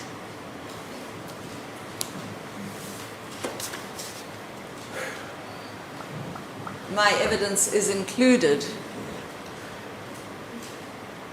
Ma'am, Similarly to how I would have prepared an expert witness report, but not for the purposes of court, but for the purposes of my client. ma'am, honestly, I'm totally confused now. I put a proposition to you, you are correcting me that no, this is not an expert report. And you explained that to the court. Now it looks like you are working backwards to say it actually is an expert report. Which is it? Is this an expert report or is it a memorandum for where you are giving advice? My lord, this is a memorandum. Thank you. Perhaps I must just clear one thing for you, ma'am. The reason why it have to be clear to all of us whether it's an expert or not is because an expert, regardless of who calls you, you are a witness of the court. So that is then very important for us, for the court to know in assessing evidence whether I'm dealing with the state witness, purely state witness, or a witness of the court. So that it's just for those reasons that I wanted that clarity. That's all from my side. Thank you. Thank you, my lord. Well, it's the same from my side. Because I need to know if I have to treat you as an expert. Remember, we were told about your degrees and all that. That is usually to qualify an expert. Okay? And as His Lordship has put it properly, an expert, a real expert, not the kinds of witnesses we've seen here, is a witness for the court.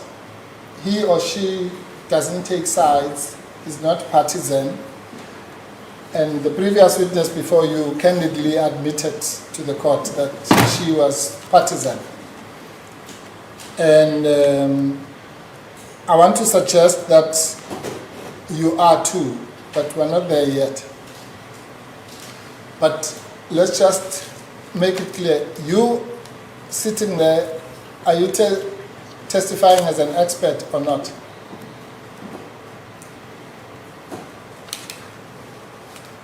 My lord, this is not an expert witness report.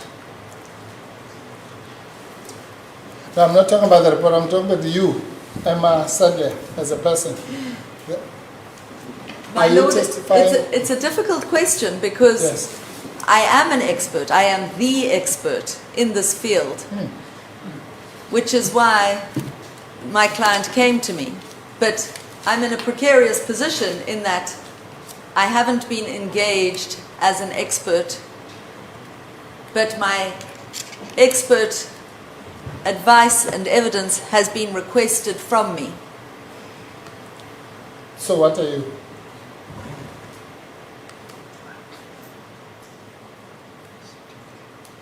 You don't know? No, don't. If you want to communicate with anyone, you can do it by gesturing. Sorry, I was looking. I thought that somebody wanted to intervene. Nobody. You are there on the hot seat. Maybe the Lord might intervene. No, I would like to make my expertise available to the court. If there's anything that the court didn't understand about any of the social media content, my background, as I explained in detail in my evidence in chief, is all around social media and the law. But as I've admitted, this is not an expert witness report. Okay. We'll come back to that, ma'am. Let's do this for the sake of progress. You are a lawyer, correct? Correct, my lord. And unlike the previous witness who said she was a non-practicing attorney, you have practiced as an attorney. My lord, I have practiced as an attorney. I am now on the non-practicing role. Okay. Because you're running your own private company. Correct, my lord. I Yes. run a private consulting company. Correct. Now, I'm going to argue, I want you to comment on this. I'm going to argue to His Lordship at the end that what you have presented to the court is, and you've said it yourself, is no different from the kind of opinion that I do on a daily basis as counsel. When, as you say, the client said to you, I've got this case, here are the facts, what should we do? And that's all it is. It's a memorandum, you're right, stroke opinion, you're also right, from a legal advisor. Correct? Correct, my lord. Thank you. And such a thing, an opinion from counsel, as I say, which we do all the time, should never see the door of the court. Correct? My lord, I don't know whether Okay. this happens. All right. I don't know whether that No, does that's fine. happen. Fair but, enough. But normally when I am asked to write a memorandum, that is for the client. That's it. Correct. No, that's a good enough answer. So your first answer that you don't know is not you do know.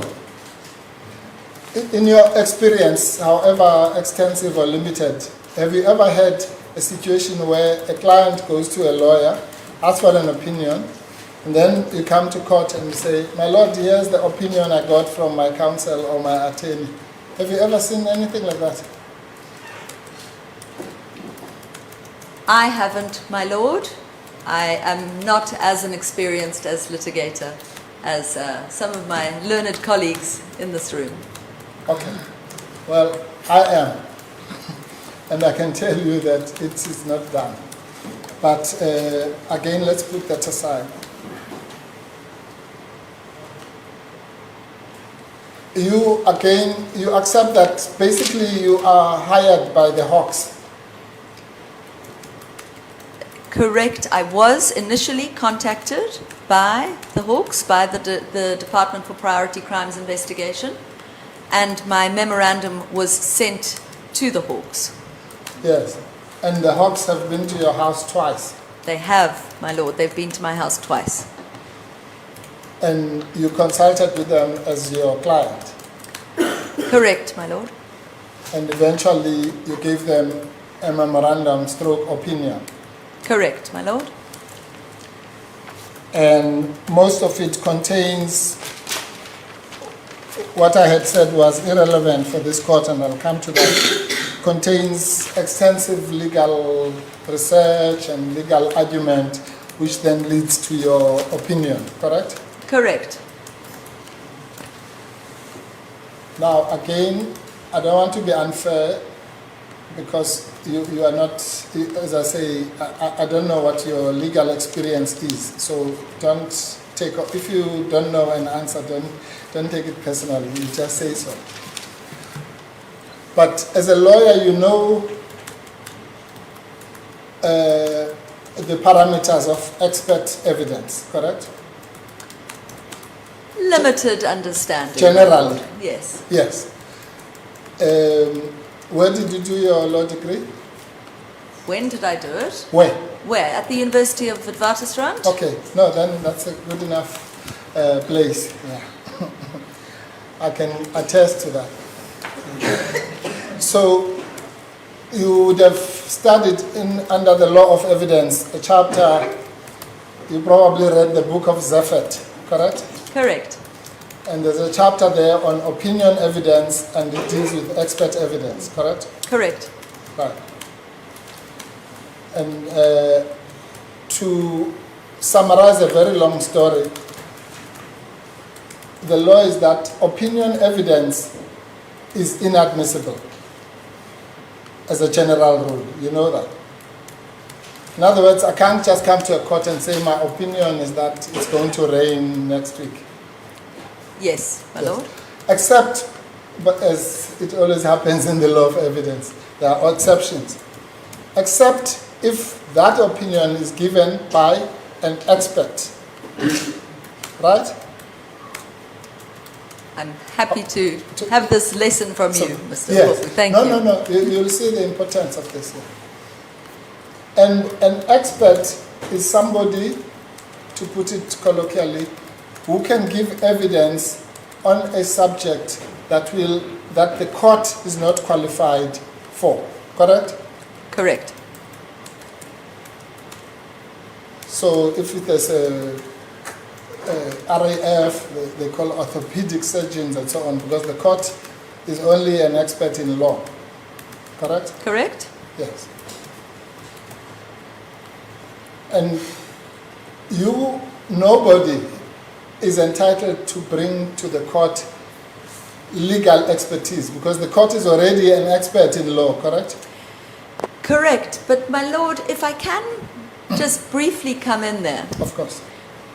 Which is a very important area, and that is that because the area of law that I deal with is so new, I very often come in to assist even the most senior lawyers, the most senior advocates, the judges, the magistrates, in the form of training, in the form of educational assistance about how these platforms work, how the new laws work and are framed, and how old laws can be applied to these new laws. So, my lord, because I am so specialized, a one-trick pony, if you will, on law and social media, the most senior counsels, the most senior lawyers, and as I say, coming in to assist judges and magistrates with what these platforms mean for the law. So it is an unusual one to answer the question, my lord, because as much as the courtroom, there are wall-to-wall cleverer lawyers than me in this room, I bring in a particular expertise when it comes to the law. And that is this very, very new area, which courts are often asked to grapple with very difficult questions, but without an appreciation for how the platforms themselves work and what that means for the laws that apply to them. I think the issue perhaps that counsel is putting to you is whatever the law is, whether it's new or old law, surely it will be the responsibility of a judge or magistrate to read, determine. In the event that judge or magistrate, in the event that judge might need assistance, he or she may rope in an assessor in that field, but not somebody coming to adjudicate judge on law that is said to be new. Absolutely. If it's purely on the issue of law, but I do not know what your expertise are. I'm not saying you are not an expert in a certain area, but on the issue of law, the law should be left to those who are trusted to take proper decision. Absolutely, my lord. And if I can just answer that, all of the references to law and legal cases in my memorandum, had I been preparing an expert witness statement for court, obviously all of those references would be excluded. I would never have included them if I was preparing an expert witness Let for me the clear court. this, I'm not taking an issue, I was explaining the issue of an expert on law assisting the court on law. Thank you. That is never done, then you can proceed. Yes, thank you. Well, His Lordship has taken the words from my mouth. No, sorry for that. No, I'm grateful, my Lord. No, and this is serious, ma'am. Please don't take it as if I'm lecturing you or anything. I just want us to know where we are in the case.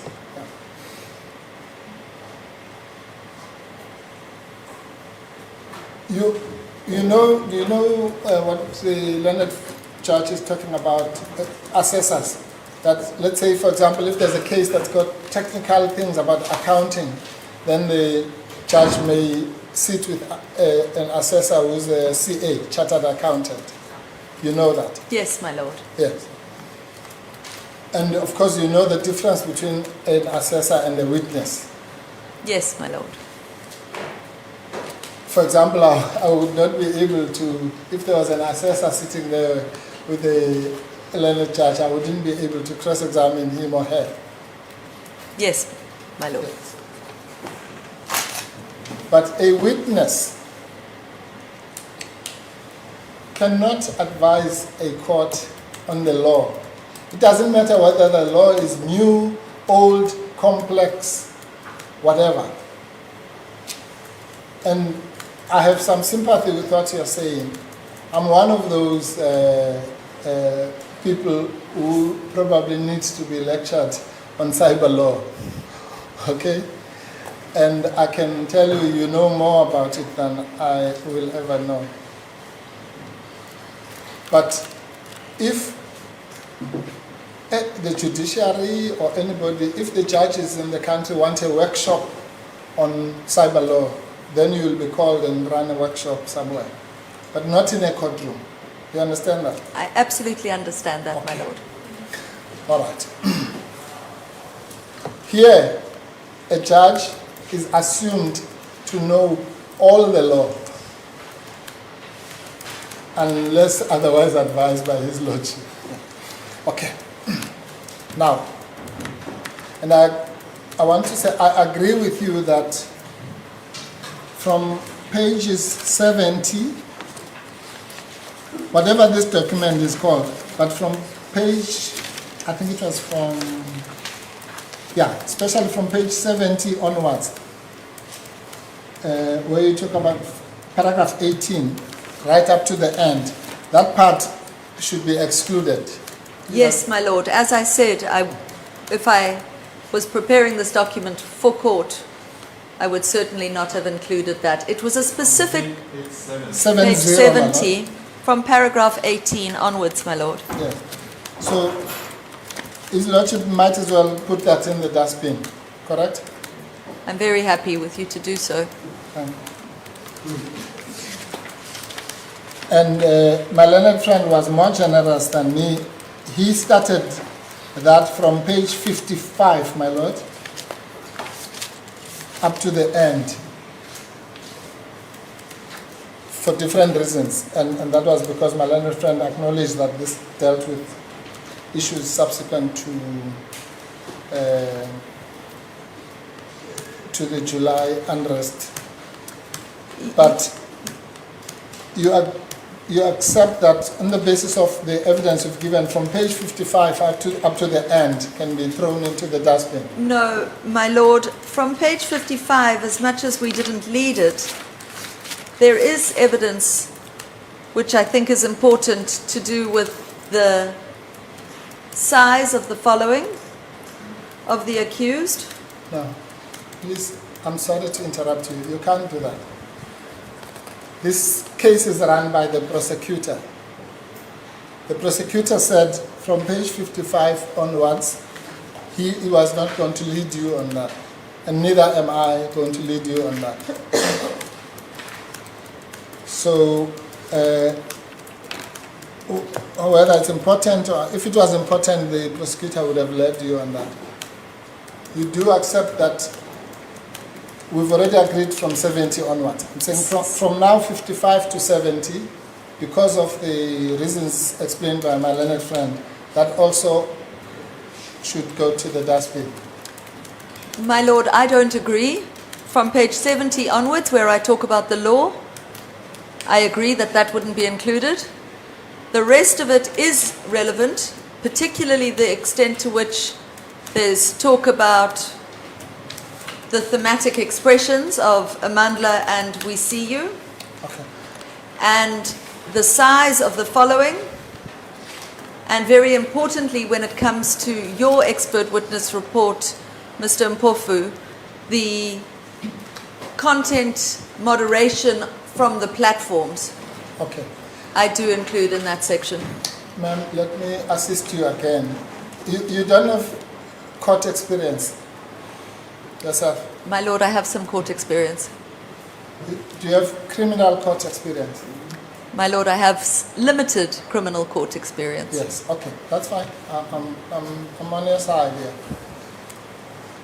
You do understand that if the prosecution does not lead evidence, certain evidence, and I don't ask you questions on it, then on what basis would His Lordship consider that evidence when he is deciding the case? My Lord, I'm in the court's hands, but my understanding was that there was an acknowledgement from both sides that if there was relevance as we went on, that it would be referred to. No. I'm sorry, I'm really trying to help you here. This has nothing to do with the relevance. Let's assume the evidence is relevant for the purposes of this question, okay?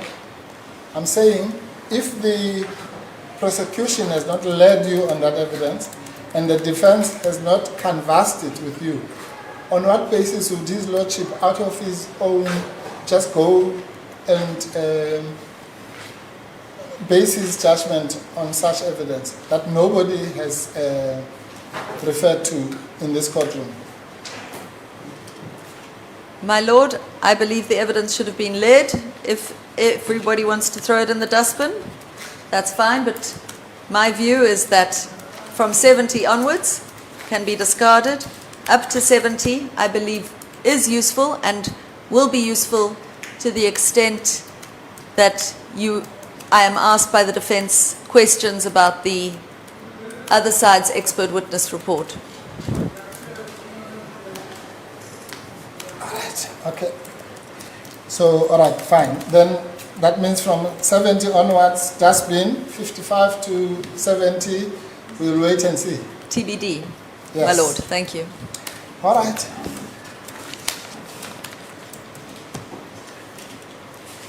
Okay. Now, all that being said, your only opinion, conclusion, contribution, Went past 1 o'clock. we have my Lord. My Lord, well, in fact, in fairness, we should have canvassed this with your Lordship, also subject to the court staff. We thought because of that break we would ask for a little bit more time, but since we didn't, we're not asking for that. May I just ask your Lordship just to finish this point and then Yes, please. then we take the break. As a court business, my Lord. I'm sure they'll be angry with me if I don't give them time for Yes, their lunch. my Lord. And so. Even if they are the ones who made us to have a long break, as the court business, my Lord. Yes. I was saying that the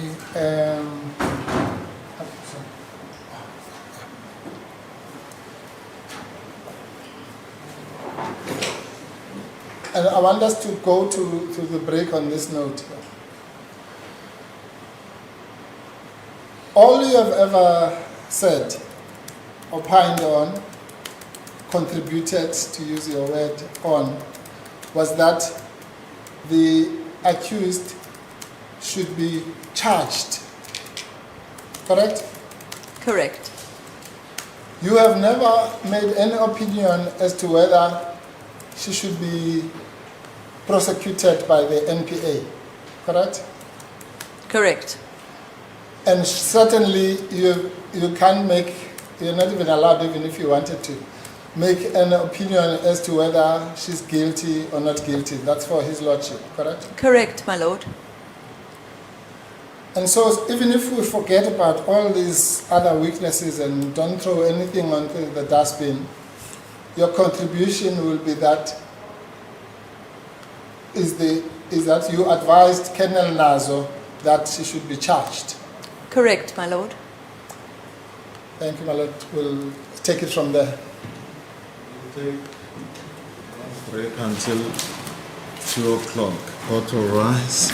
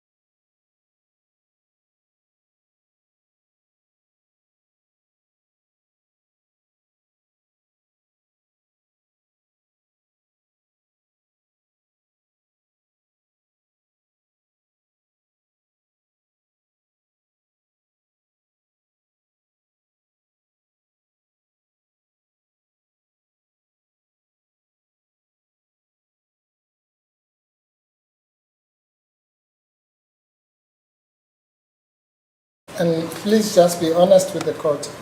That section deals with the offense of terrorism, correct? Correct. Yes. And actually your conclusion at 21.5 says, in my mind, there's no question that DZS tweets from July 2021 constitute the criminal offense of terrorism, correct? Correct. And you and I earlier agreed that there's a difference between the crime of terrorism and incitement to terrorism, correct? Correct.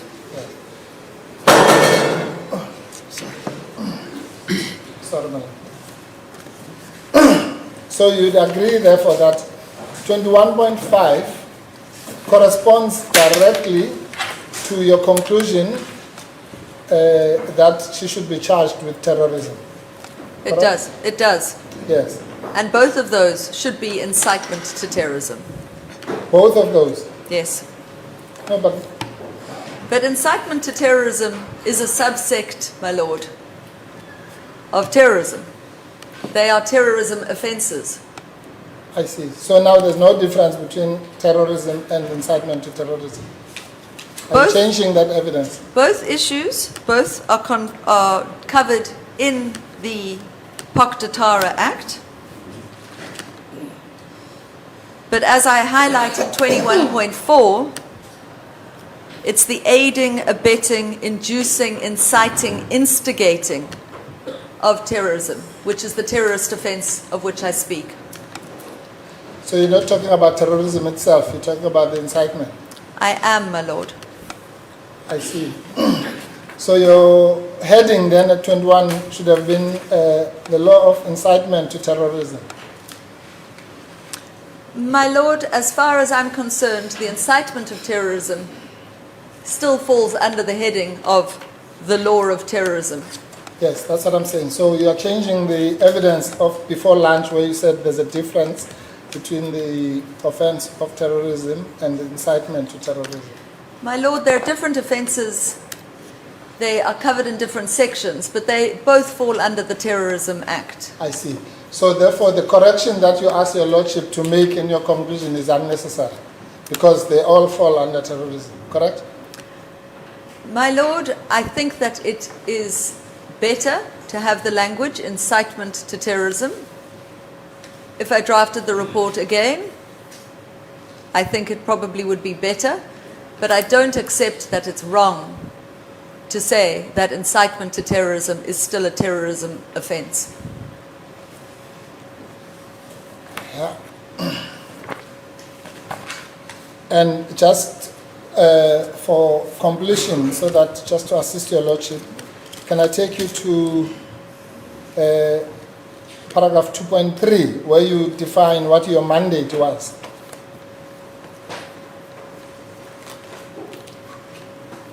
Yes? On page 1.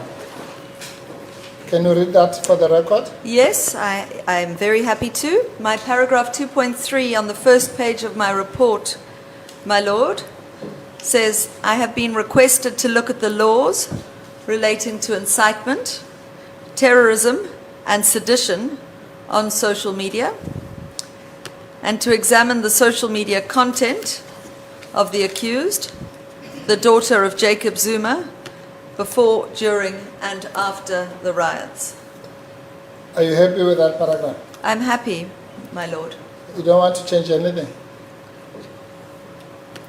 My lord, the opening paragraphs are of a very general nature.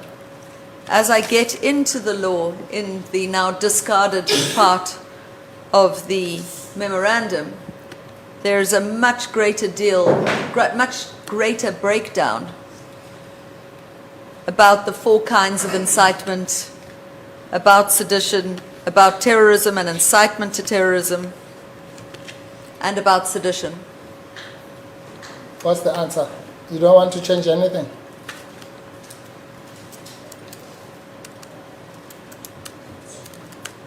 My memorandum, my lord, did go further than that, in that I also talked about the Cyber Crimes Act, which was a very new piece of law. Ma'am, I'm asking you for the last time. What's the answer to my question?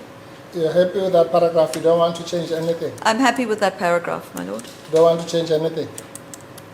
I'm happy with my paragraph, my lord. Do you want to change anything, madam? No, I'm happy No. with it. Okay. I So- think it's of a sufficiently general nature, my lord. Yes.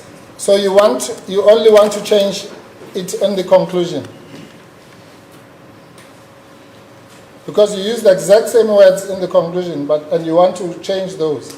But 2.3, you don't want to change them. Is that your evidence? Yes, my lord, I'm happy with the introductory paragraphs. And the conclusion? The conclusion would be better if it had the words incitement to terrorism, Okay. but I use it in a globular way. I'm happy with it as it stands. If we were going to be pedantic about it, I do prefer incitement to terrorism. I see. So you want to undo your correction of before lunch? No, I'm happy with that. I'm happy with the correction, Mr. Mpofu. You're happy with it as it stands, and you're happy with the correction. Is that your evidence? I am. I'm happy with both versions. My lord, the one is that incitement to terrorism is a subsect of terrorism law. So at the beginning where I talk about, I've been asked to look at the laws relating to incitement, terrorism and sedition, which I thought we agreed before I was not going to be led on this or cross-examined on this because we've discarded that section of the report. But if we do want to rely on that section of the report, at the beginning it's of a very general nature. Look at these kinds of laws, which I do. I talk about what does terrorist activity as defined, then look at the different section, which talks about aiding, abetting, instigating, inciting terrorism. And then I conclude, my conclusion would be better if I wrote incitement to terrorism. All right, ma'am. That's fine. We'll leave it otherwise we'll be here for the whole day. We'll leave that for argument.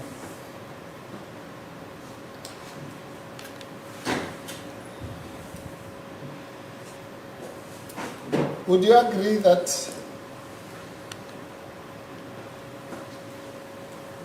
this kind of case, as I'm going to argue, demonstrates how in this crime-infested country of ours, the state can spend probably millions of rands on a case like this, if we can even call it a case, when there's real crime out there. My lord, there were over 350 people killed in South Africa during the period about which this case relates. There are various reports about the economic loss to our country as a result of the unrest, the riots, the protests.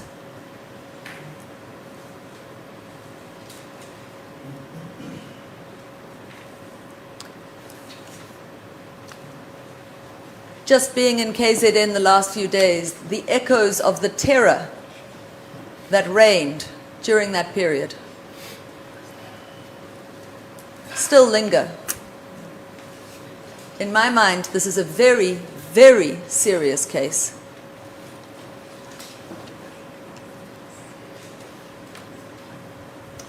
And everything that you've just said now, what has it got to do with the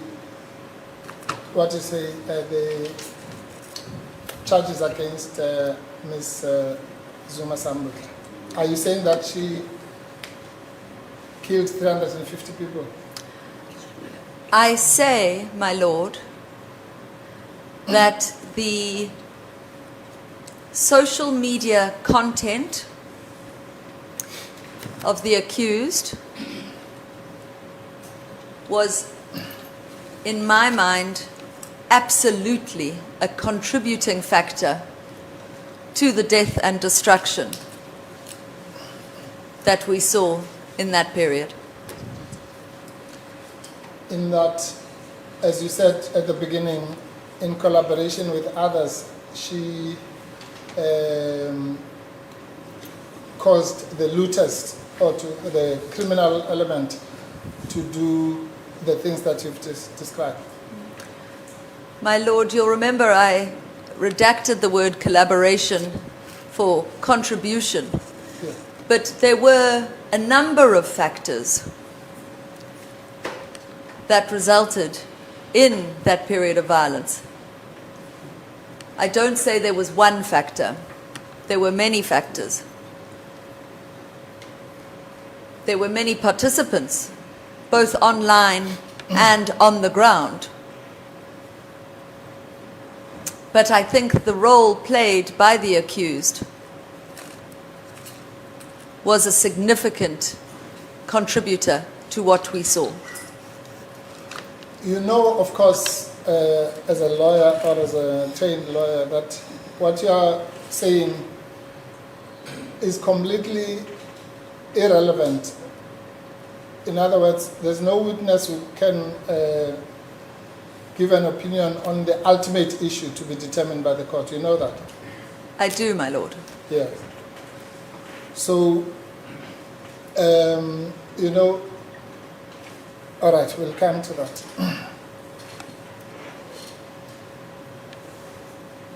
Yours as a witness, I don't even know, let's assume you're not an expert witness. As a witness, yours would be to give the court the facts, let's say, of whatever you've observed. And the court then makes the decision. You agree? I agree, my Lord. Yes. So you can please spare us the emotive conclusions of things that are left to the decision of the court, if you would. Thank you. Thank you. All right. Now let's come back to the case and your role in it.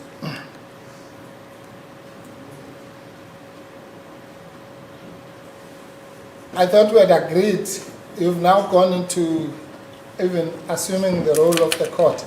I thought we had agreed that yours was confined to giving an opinion and advice that the accused should be charged. Are we still agreed on that? My mandate was the email that is attached. No, it's not. It's the email that I showed in court yesterday, my Lord, which was the very first email I received from the DPCI, which I believe the prosecution team undertook to get a copy to you yesterday, Yes. which spelled out the terms of my engagement. Yes. Well, the prosecution team did not give me the email, but you know, that's the story of my life in this case. But that's not what we're about now. I'm asking you that your conclusion, not your whatever the mandate was. The mandate could have been you must do 1,000 things, but ultimately your opinion was confined to the fact that the accused should be charged. Correct? Correct. Yes. So I think let's leave it there rather than you straying into other matters. And quite frankly, the accused, as we've established, was indeed charged for one of the 4 things that you mentioned, correct? I take your word for it. Thanks. Yeah. I haven't seen the charge sheet myself. Yes, well, I can tell you that she was charged for one of the things, and congratulations for that. But for the rest, there's no more contribution you can make to this case, correct? My Lord, the question was for me to perform an analysis on the social media account and activity of the accused. So, as we determined before lunch, my understanding is that my contribution on the legal aspects, rightly so, will not be taken into consideration by this court. But what my memorandum does is more than that. It is an assessment of what content is still being published, looking at it in context, my lord. The series of 28 tweets on that day, examining aspects of the account like reach, themes, words used.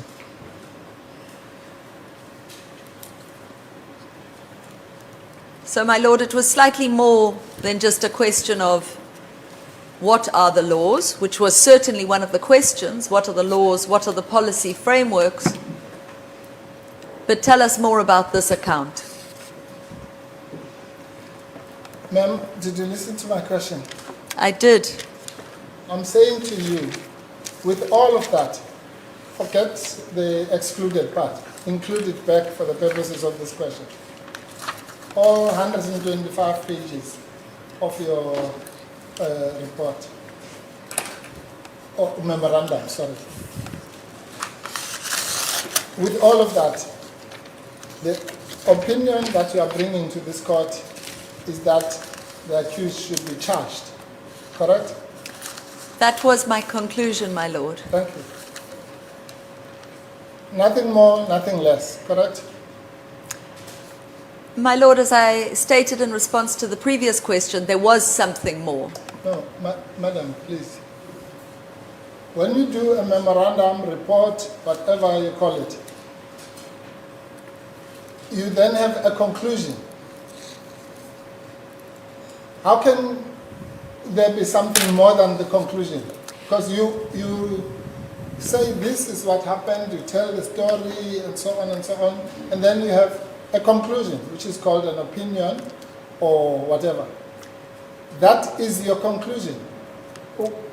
How can the court now, you want the court to now reach a decision that is higher than your conclusion? My lord, certainly, is there a case to answer was one aspect of the report. The terms of the request was, can you look at her content before, during, and after? Can you provide an analysis of user liability? Is a user responsible for content that comes from that account? There was questions around whether or not there was law dealing with incitement on social media. There were questions, my lord, about what policies applied on Twitter and in the other memorandum I prepared on WhatsApp. The very specific question, which is the primary focus of this report, but I note that it's point 4, there were 3 other aspects they requested me to address, and I'll read them again for the court. With regards to DZS, the abbreviation will be explained later through a call. Looking at her Twitter, can she be seen as an instigator or inciter? If yes, please elaborate. Her Twitter account was allegedly banned or suspended. Can you establish why? During the month of July 2021, please look at her posts on Twitter and advise if there is any legislation that was violated. So the answer to the question, my lord, which has been asked 3 times, is yes, that was one aspect. Should the accused be charged? But there were other aspects in the request as well. And on those other aspects, they were not captured in your conclusion? Not in my conclusion. Okay. So, if they were not captured in your conclusion, you want the court to do what? To read them in? I don't know. To divine them into the conclusion?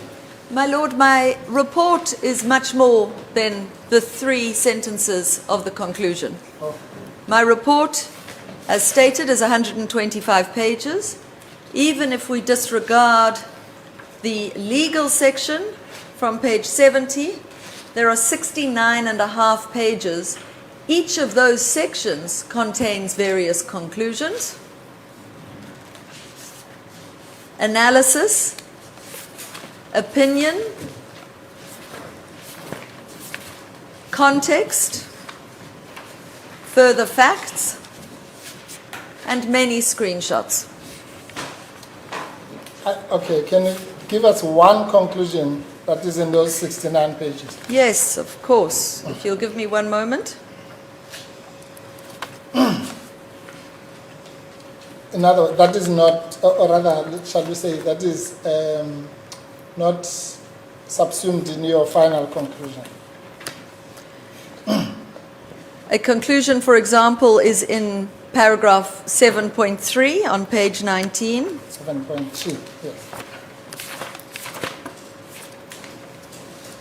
Right. The last sentence there starts, some of the videos used, which purported to be of the unrest at the time, were actually old videos which had nothing to do with the July riots, but nevertheless created or attempted to create the impression that the protests were happening contemporaneously in support of her father, Jacob Zuma. That is a form of a conclusion. There are conclusions. It's a conclusion of what? Of law? Not of law. A conclusion of fact. Oh.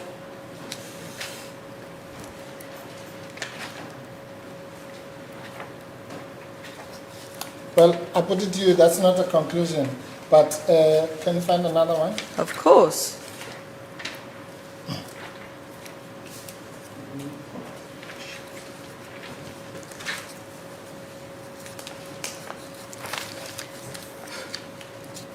On page 61. 61. 61. I'm just opening pages randomly, Yes, my lord. yes, of course. Yeah, no, I mean, I don't expect you to. Where I make a very important conclusion around the heightened responsibility of social media users with a large following. I say there,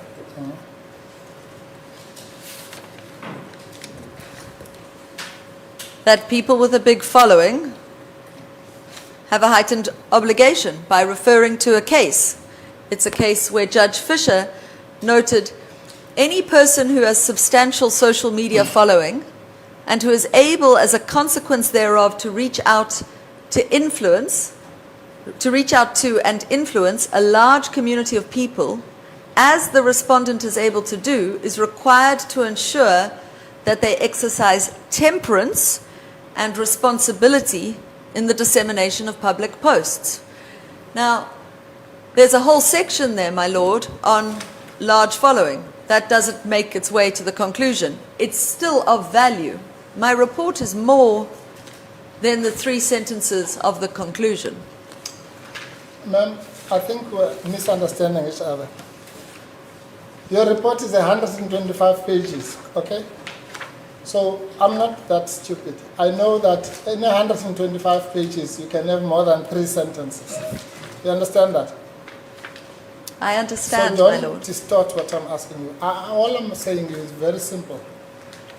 I'm saying that whatever is contained in the 124 pages leads you to the opinion. It's like we've all agreed this is like counsel's opinion. A client will say to the counsel, should I pursue this case or not pursue it? You understand? I understand, And my then lord. you can write 500 pages, but the ultimate thing is your conclusion. Yes, pursue the case, or don't pursue the case. That's just 3 words. And you can't say no, go to the other 500 pages. You're going to find that actually you don't pursue the case when the conclusion says pursue the case. Do you understand the logic of what I'm trying to explain to you? Perhaps one day. I'm not sure where you miss each other. It seems as if did you arrive after all has been said?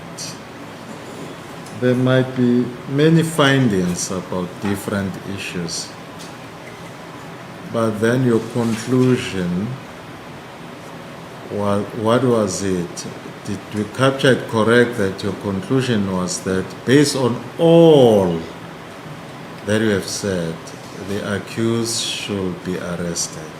Is that what you want to know? Should be charged. Yes. Should be charged. Yes. That's correct, my lord. Based on all evidence, all analysis, all what you have done, then your ultimate conclusion or recommendation is what is it? Thank you, my lord. Yeah. My ultimate recommendation is that there was a case to answer. Therefore, that the accused should be charged. That was my opinion. Thank you. All right, I'll move on from this. Again, I'll leave it for argument for the save time, but if your lordship allows me just to make an example. Again, I'm taking advantage of you because you are legally trained. You understand what the difference between the judgment and the order. I do, my Yes. lord. In other words, there can be a judgment of 500 pages, but the conclusion is contained in the order. My lord, it's a lovely analogy, and I appreciate it. I also appreciate my lord's contribution of the word findings. I have many, many findings throughout the report, and in my conclusion, When you wrote your master's thesis, you will have come across, you will have made many findings, but towards the end, yes. then But my the lord, salient points of your finding will be your conclusion. my lord, thank you for that. I appreciate it. But if we take the order versus the judgment, I do want to note that my conclusion had certainly no impact really at all, certainly not the impact of a court order. This was a mere recommendation to a client where, as I say, half were disregarded entirely. Okay. No, that's fine. Let's leave it there. We'll leave it for argument. I'm sure you know that I'm not saying literally. I was giving you an example, but that's fine. Okay. Now, you see, I'm doing this, ma'am, because I don't want to be unfair on you. Quite frankly, at this point, I could just sit down and you make your way to Johannesburg nicely. Because, as I said, I'm going to argue that whichever part of this, for various reasons, is not fit to be considered by this court. It would be a different thing if you are called as an eyewitness of some sort. But to the extent that you are called here as the expert, or as you put it, as the expert, we all were waiting with bated breath for you as the star witness. But quite frankly, our expectations have been dampened. So please understand that what I'm going to ask you now is based on the assumption that I'm wrong, that this memorandum, whatever you call it, is not worth the paper that it's written on, from an evidential point of view. But the point I was making really was that you are in private practice, correct? My lord, I have... I'm sorry, when I say practice, I don't mean legal practice. You are a business person. Correct, my lord. You have been paid a lot of taxpayers' money to be here. My lord, I have charged a nominal fee compared to my usual charge-out rate.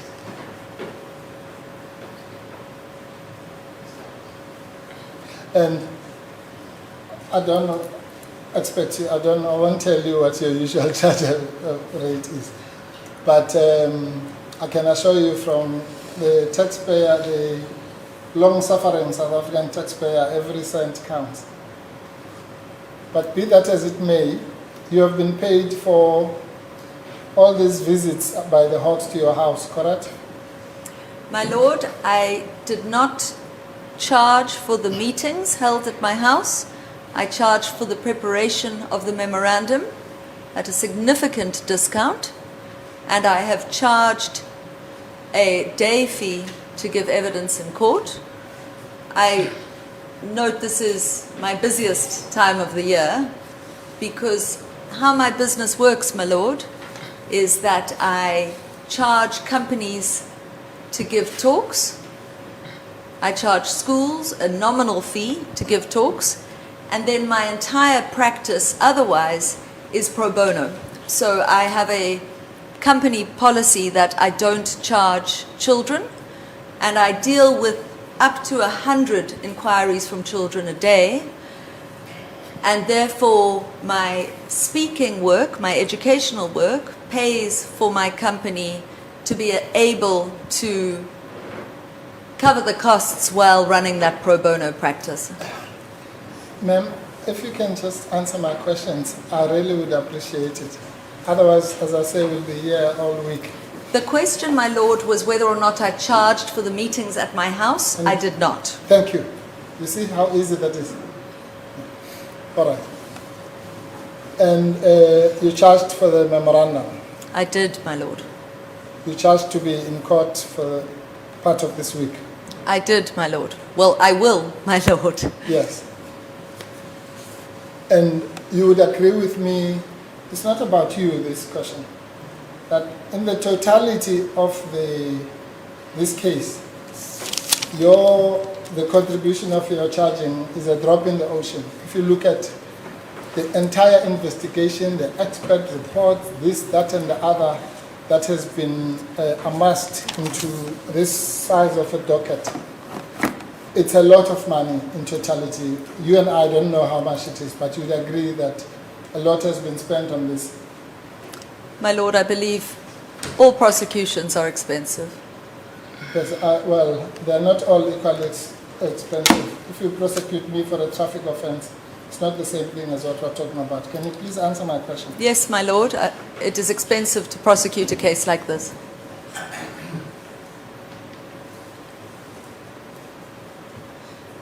And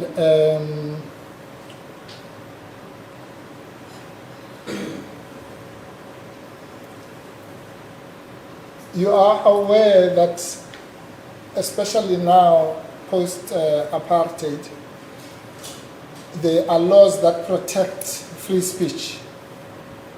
I am aware, my Lord. Yeah.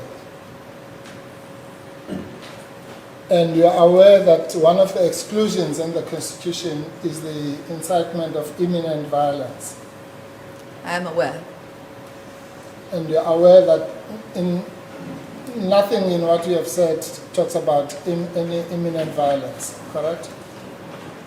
At least since you've been here yesterday.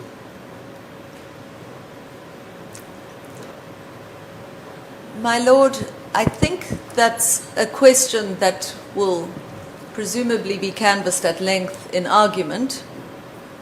My evidence remains that the social media content of the accused was a contributing factor to the violence. Yes. So what's the answer to my question? Just in what you've just said now, do you then agree with me that in all the 2 days you've been here, you have not been led on or mentioned imminent violence? My Lord, the question is, have I been led on any content about imminent violence? I've been led on content about contemporaneous violence. I've been led on evidence of ongoing violence, where tweets were posted punctuating a 36-hour period during which violence erupted before, during, and after the publication of those tweets.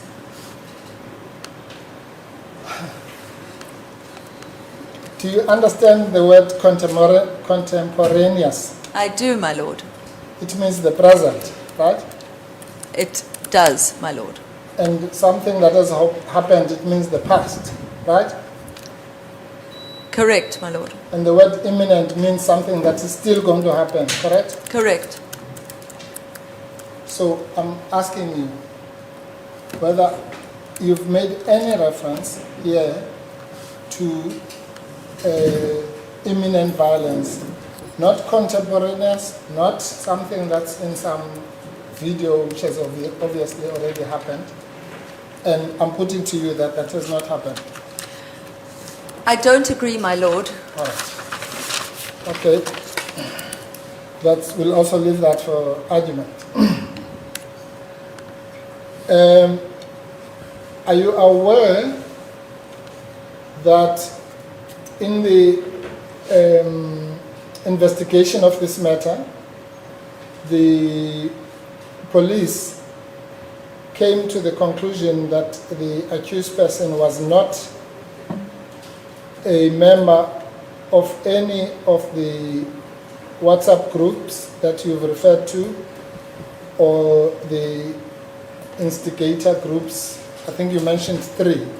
I am aware, my lord. You are aware. I refer to it in paragraph 2.8 of my report, which is at the bottom of page 2, where I say, well, there is no evidence that the accused was actually a participant in any of these groups. I refer to these WhatsApp groups on occasion in this memorandum because there was a very obvious interplay between what was circulated on the WhatsApp group and what was posted by the accused on her Twitter account. Yes. And you are aware, assuming my learned friend has shared this with you, if he hasn't, you can take it from me, that the first witness, Advocate Govender, has testified that to the extent that any of the material contained in the tweets of the accused were used in the WhatsApp groups that you've referred to here, she is not to blame for that. My lord, that wasn't shared with me. I didn't follow any of the trial last week. Fair enough. Well, you can accept that that was the evidence of General Govender. Thank you. Yes. So your entire evidence, which you have given here about how some of the tweets ended up being shared, and the images mostly. I think in 1 or 2 instances it was the tweets as well. So the significance of that distinction is not important for this question. To the extent that those were shared in the WhatsApp groups, then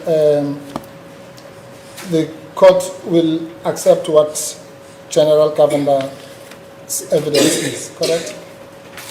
You do not dispute his evidence? My lord, I will need to know more about his evidence if you want me to tell you whether I dispute it or not. If somebody tweets something and that whole tweet is shared elsewhere, then you are still responsible for the original publication. So I suppose if we compare it to a newspaper, and in which there is a Zapiro cartoon, for example, and that cartoon gets cut out and put on a public notice board or on a public billboard, he's not responsible for the putting of it on that billboard, but the extent of the publication, the reach of the publication is significantly enhanced. And that's if we're talking old school media. When we're talking digital media, we're really looking at the potential for reach being exponential because we live in the age of the screenshot. So it's not to say Zapiro no longer created that cartoon in my hypothetical example. Zapiro still made it, and if it was illegal or if it was controversial, it would still be his responsibility, the original creation of that content. There may be other factors that meant that it was viewed by more people. What you've just said would apply in defamation law, for example, correct? Absolutely, my lord. Yes. Do you know the difference between civil law and criminal law? I do, my lord. Yes. This is the first time you are testifying in a high court criminal trial, correct? Correct.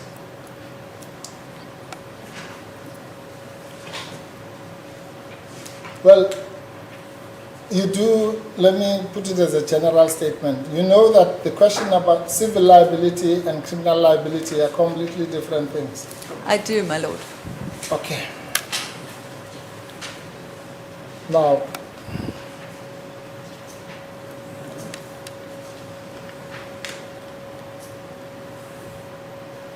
and the only criminal trial you've ever testified in was one criminal trial in a magistrate's court, correct? Correct. I was an expert witness in the Basetsana Kumalo and Romeo Kumalo case against Jackie Pomotse. No, you must just answer my question. My The lord, only apologies, I criminal was... trial that you testified in your life was a criminal trial in the magistrate's court, correct? Correct. Yes. If I want to know what was it about, I'll ask you. Okay. Thank you.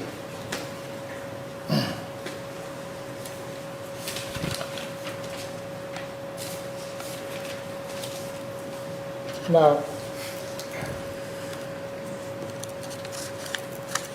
you do not purport to be a Zulu speaker, correct? Correct. And to the extent that you rely on any translations that were based on Google. On Google, where I was looking at content myself, and where I rely on the report on translations of the WhatsApp group, those translations were provided to me by a translator. Who was that? The translator was from the DPCI. I do know her name. Okay, Actually, someone you know, but someone who's not a witness in this matter. No. I see.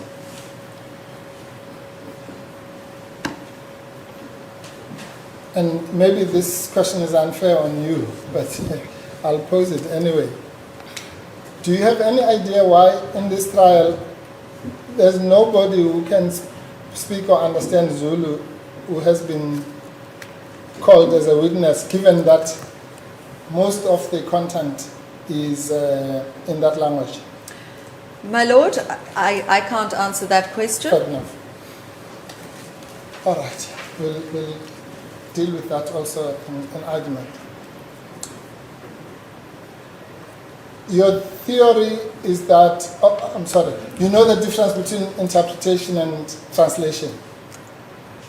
I do, my lord. Yes. So what you've done on Google was translation, right? Yes, correct, Lord.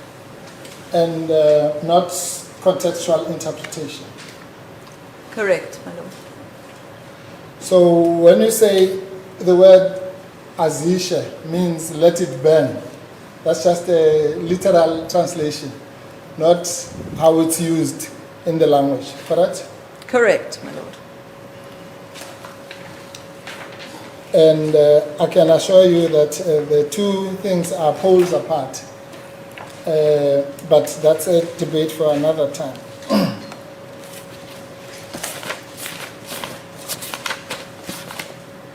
Your evidence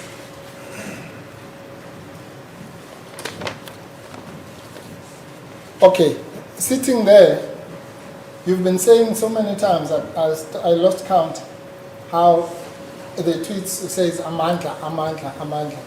What does it mean to you? Amandla, to me, the direct translation is power.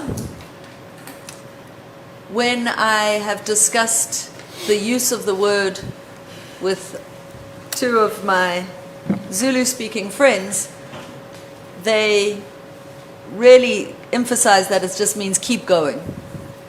Keep going. But in the report, I refer to Amandla. There's a little section on Amandla at No, paragraph forget the 14. report. Forget Okay. the report for now. I'm asking you now, sitting there. What Yes. does it mean to you? It means Because power. you- It means power. Power. So that's, the court must read that. She said, whatever, I see you, power. Correct? Yes, I mean, I presume there will be somebody who gives evidence on this issue, but as I have said, my lord, I was at the University of Witwatersrand and there were very often protests and the use of the word Amandla often as the rallying cry in those protests. At Wit. At Wits? And was that terrorist activity? No. Okay. Now, and now sitting there, now hopefully this will be more familiar territory. What is your understanding of the words, we see you? Yes, my lord. So, we see you is a phrase that has really been popularized, certainly in the circles I'm in the last, I would say, 5 years. It is a phrase that is used frequently when I'll give you an example, my lord. On Friday, I was speaking at an enormous conference. And before I went up, the MC for the event went over to the deaf translator who was on stage and said to her, we see you, we appreciate you, we thank you. So it's really, in my mind, an expression of gratitude, appreciation, recognition, and often admiration. I see. So in your estimation, when that person said, we thank you, we see you, they were saying the same thing? They were saying, we thank you, we see you. It's, yes, they're saying much the same thing. Much the same. So just repetition? Yes. Well, you know, my lord, there are various, as I say, it's certainly a very positive reinforcement. And I suppose all I can do is reiterate the 4 words I've already used, which is, we see you is recognition, appreciation, gratitude, and admiration. And we must believe that because you are an expert in this.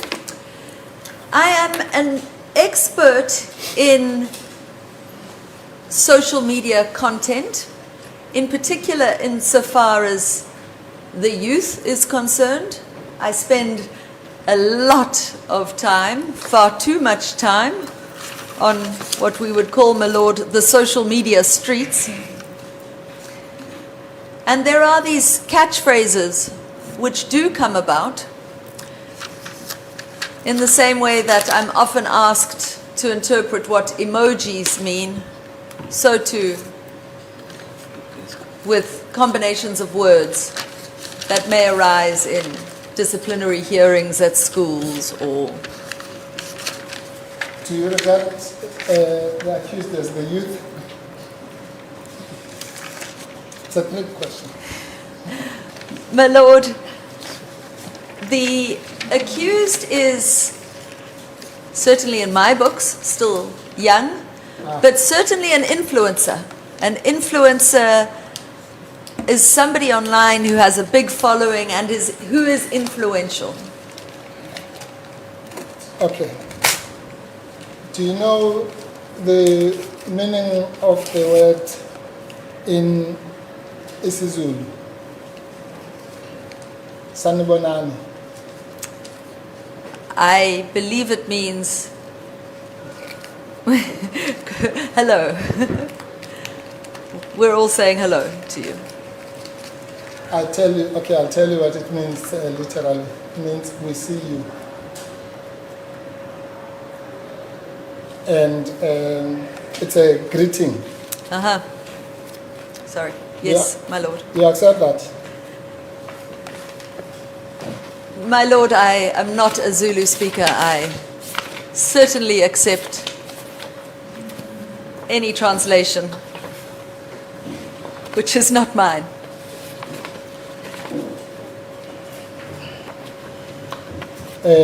Sorry, my lord, if the court will just bear with me, I'm just looking for a document.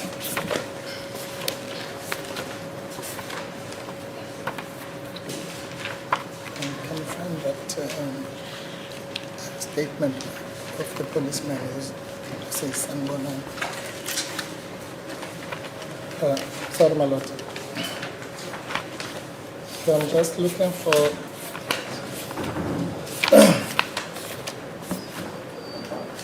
okay, found it.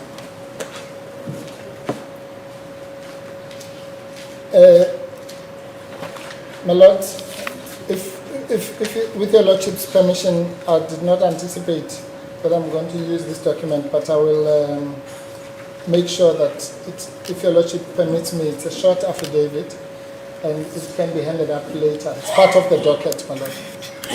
As court pleases. It's A17.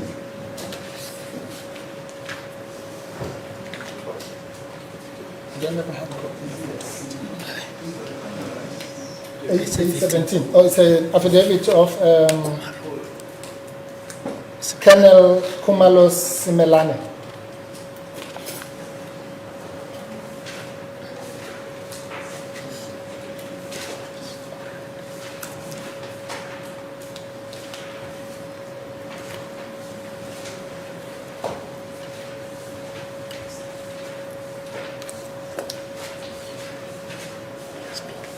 All right, ma'am, can I just carry on? Yes. I'm sorry, again, because of this time it's my fault. So you'll just have to take my word until my learned friends find the copy, which will be presented to you. My lord, if I can quickly expand on the "we see you," if you don't mind, I have got another example on page 57 of my report. No. I said let's wait with the report. We'll come to a report now. Okay. Believe me.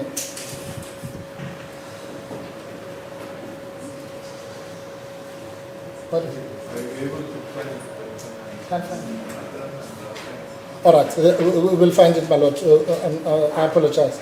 I did not anticipate. Anyway, I'll read out what he said here. This is a affidavit by a language practitioner in the language management section of the South African Police Head Office. And his name is, or her name is Colonel Khumalo hyphen Simelane, my lord. Okay? And he or she says that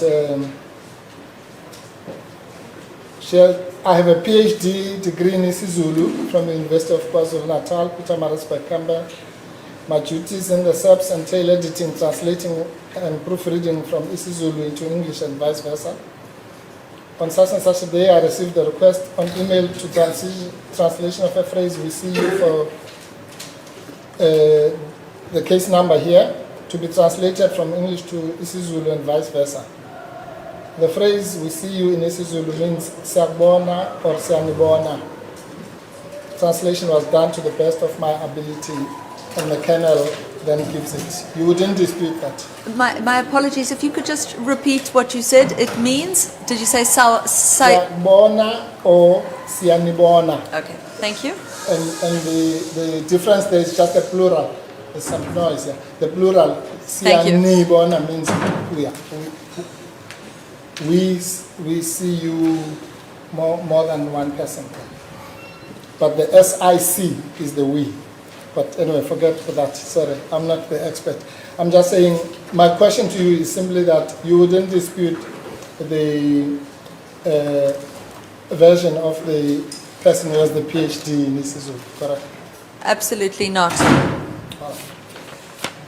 So if then the word was used in the sense intended here, do you understand that all these fancy readings might just be a waste of time because the word is used as a greeting? My lord, I don't agree. The accused doesn't only tweet in English. As Mr. Mpofu just said, a lot of the content in the tweets is in isiZulu. So if the accused wanted to use the isiZulu meaning of "we see you," Sani Bonani, then why didn't she use the Zulu word? It wasn't like there was an instruction she can only use English. A lot of the content is in isiZulu. And if I look at all of the content, particularly the later tweets, whenever there's violence, the reuse of the words "we see you," in talking about Putin, President Putin, on page 57, "we see you and we salute you," leadership. That's at paragraph 8.9 of my memorandum on the top of page 57. So in my mind, and looking at the context of the tweets and the tweets in their entirety, not just one of them, my view is that the accused uses the phrase "we see you" interchangeably with "we salute you."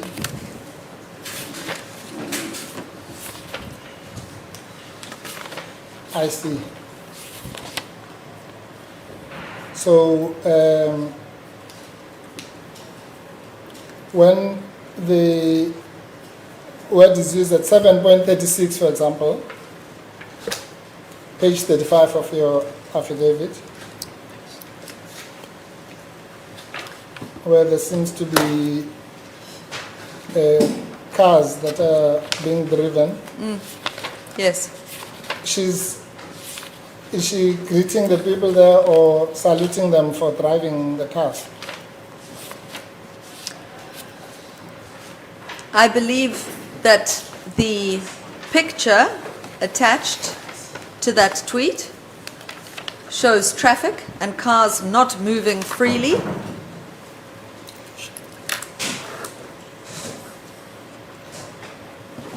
And my reading is that she is showing appreciation, admiration, gratitude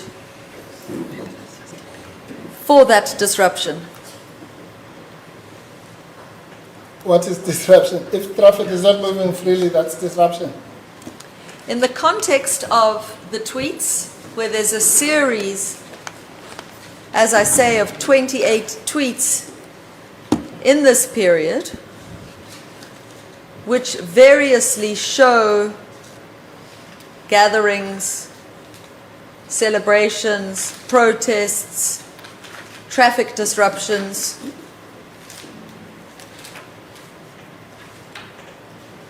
I believe the expression "we see you" as used in all of these tweets is used in the same way. Good. Therefore, the way it is used in that picture at 7.36 is the same as in the other 27, correct?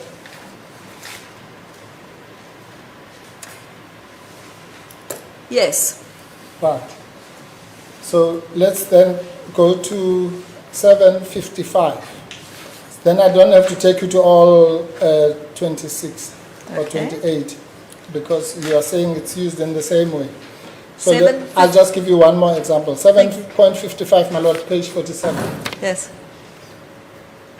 There, she says, Peter Marisbeck, we see you, Amandla, pump fist, as you would call it. And what is it then that she is Oh, firstly, what is your description of what is in that video? It's the one with the, what you call cool music. The cool music was a highlight of the day. It is a video that was showed, which showed two streets. One had fairly free moving traffic, the other one didn't. I didn't believe that the road was blocked. It just looked like there was quite heavy traffic. Yes. And quite a lot of people in the area. But as I say, jubilant music, Yes. not violent. You said, yeah, you actually said in your evidence in chief that the people were moving freely and there was more traffic on the one street than the other, Correct. but the traffic was all moving. And one of the witnesses earlier described it as, at least in the one street where there was slow traffic, as a traffic jam of some sort. I Right? think that would be an accurate assessment. Yes. And so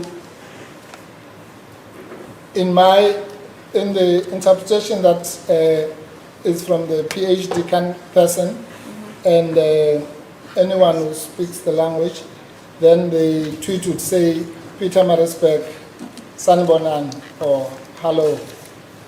And in your language it would be, let's get it on. We encourage you to do what? To drive on the road? My Lord, the focus, I think, of this section is not to look at one tweet in isolation. Context is important. And as I've said, this was tweet number 23 by my count of the day. And the media does not show violence. I've never testified that it did.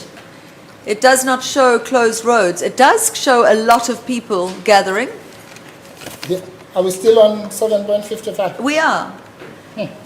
It shows a lot of people in the street, a lot of cars. It's a busy, busy road. And this video itself does not show violence. But in the context of all of these 28 tweets during this 24-hour period, I would say thematically, "We see you" is used in the same way as in the other 27. In other words, you want to change your evidence now that in all of the videos, it is used in the same way. I believe that the phrase "we see you," my Lord, is used in a very particular way by the accused, not just in these 9th of July tweets, but in content that we saw a year later, another year later, at the beginning of this year surrounding the arrest for this case. The theme of those three words in that order, "we see you," provide a very significant and, in my mind, very obvious purpose, which is appreciation, support, gratitude. Yes. Madam, please listen to my question. I'm begging you. Do you want to change or do you stick with your evidence that in all of these "we see you" 28 tweets, or however many there are, I think you said 20 of the 28. So let's say in the 20 tweets where the words "we see you" is used, your evidence was that it is used exactly in the same way. Do you want to change that or do you stick by that? I stick by that. Right. So if you stick by that, then it would follow logically, wouldn't it? That we can pick any of the 20, it will still be used in the same way, correct? I believe that to be the case, So yes, please, my Lord. don't tell us about all these long stories. Let's pick one, and I've picked one for you, because it's the same. It doesn't matter if it's 1 or 10 or 20 or 19, correct? Because it's used in the same way in all of them, correct? My Lord, I believe that the expression "we see you" is used in the same way Thank you. across the content on social media. Thank you. So that's what I'm saying. You understand what I'm saying? If you're saying it's used in different ways, then we have to go through all the 20. But if you are saying, as I understand your evidence, it's used in the same way in all of them, then I'll be wasting the time of the court. I can just pick anyone. I You have accept? only testified one way, and that is that "we see you" plays a particular role, and that is the same evidence I've been giving since yesterday. "We see you" in all of these cases means the same thing. Exactly. So in the video at 7.55, you're saying it shows, to decide, it shows appreciation, encouragement, what was the third word? Gratitude Gratitude, yeah. and admiration. And admiration, yes, thank you. So now tell me, in the tweet on 7.55, is appreciation and admiration for what? I think it is, my Lord, in this case, it is of the media attached in all of these tweets, the most innocuous of the media. My view is that it may have been seen by some people to suggest that there was a gathering of sorts. If you look at the still of that picture, it does show a lot of people in one place. I see. Was it tweeted as a still or as a video? It was tweeted as a video. So why are you telling the court something that is not in the tweet? If you look at the video, which is the real thing that was played here, what would be, what one would see is what you described earlier. Free moving people, free moving traffic in one road slower than the other. My Lord, depending on the settings that you have in place, the media can autoplay or remain still, and you have to actively go and press play. Most people I know have it that it doesn't autoplay because it uses so much data, which is expensive. So if you, it is a direct answer to the question is that why is a still important, even if it is a video, and that is that some people only see the still. So if you could look at a still, and looking at that still, you see lots of people in the context of loads of tweets before and afterwards, which show lots of people and lots of traffic, and sometimes violent, sometimes unrest, sometimes celebratory, sometimes jubilant. In the context, the still is relevant. Okay. So is your evidence now that the accused may not have played these videos? No, I would imagine that the accused did play the video. Yeah. So then I don't know why then you're diverting the court. I'm saying in the video you accept that it shows free moving traffic, free moving people. On the sorry to interrupt you, sir, but on the one street it showed free moving traffic, and on the other it does look like it's at standstill. Well, if you allow me to finish, please, ma'am. Your description was there are free moving people, free moving traffic, but on the one street it was slower than the other. Is that an accurate description? Yes. Yes. Now I'm saying if we use that description and the video, which is what we've presented to the court, what is it that the accused person would be showing? Appreciation, gratitude, and admiration for?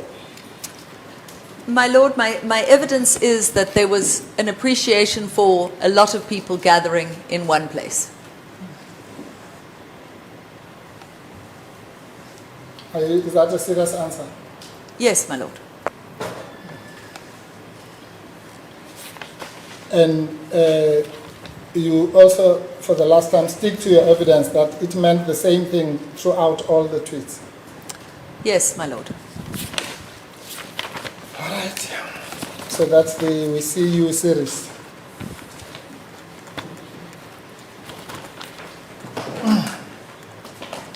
Now,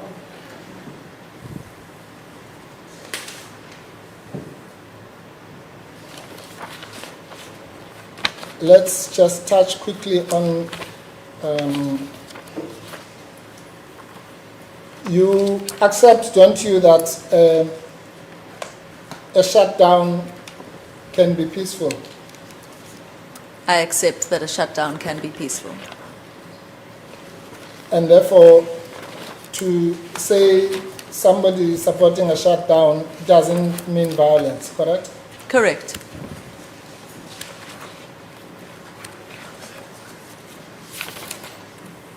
And that would also apply to the tweet at 7.19, paragraph 25, correct?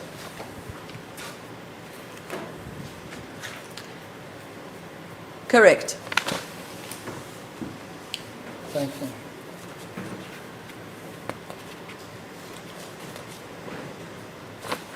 you. You accept as well that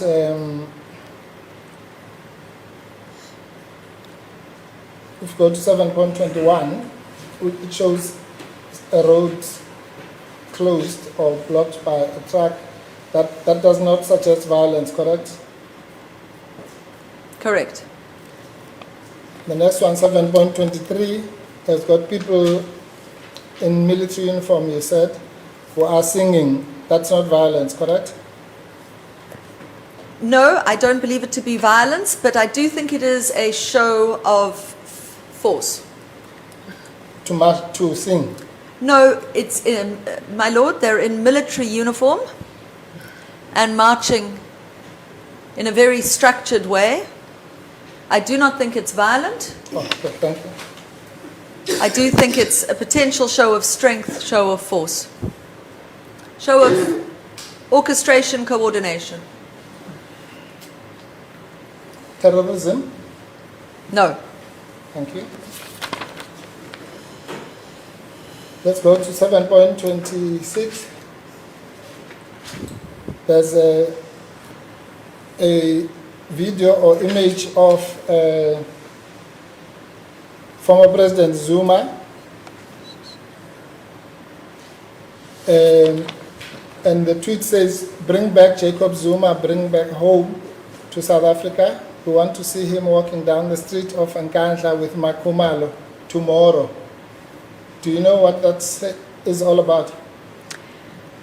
Now, my understanding was at the time, Jacob Zuma was incarcerated, and that this is a tweet basically saying we want him out walking free by tomorrow. Have you ever heard of Yuma Sekela? I have, my lord. You know the song that says, "Bring back Nelson Mandela." I can't sing, unfortunately. Do you know that? I know the song. Those are the words of that song. Now you didn't know that? No, I didn't know that. You know now. I do know now. Thank you. Terrorism.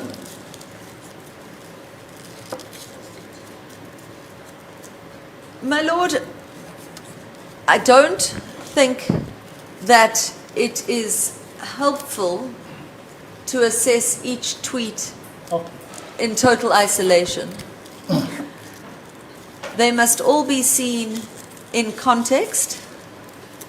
I've included them in chronological order to tell the story as accurately as I can from what I saw and from what is available. I do think that the capitalization of the word tomorrow is calling for some kind of imminent action.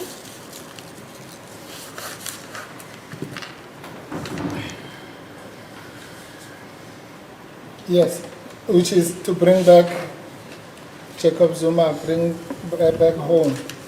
I wish I could sing it right now. But let's assume that it calls for him to be brought back tomorrow. Does that amount to terrorism? That's my question. No. Does it contribute let's take your thing. You're saying we mustn't look them in isolation. Let's look them as a. What does this contribute to that context? This particular tweet. My Lord, what this particular tweet for me contributes is immediacy. We want him back not in a week's time, not in 3 months' time. We want him tomorrow. Now, in the context of having posted that we're going to shut down KZN, that we're showing that roads are already being closed, in my mind, this is a call to action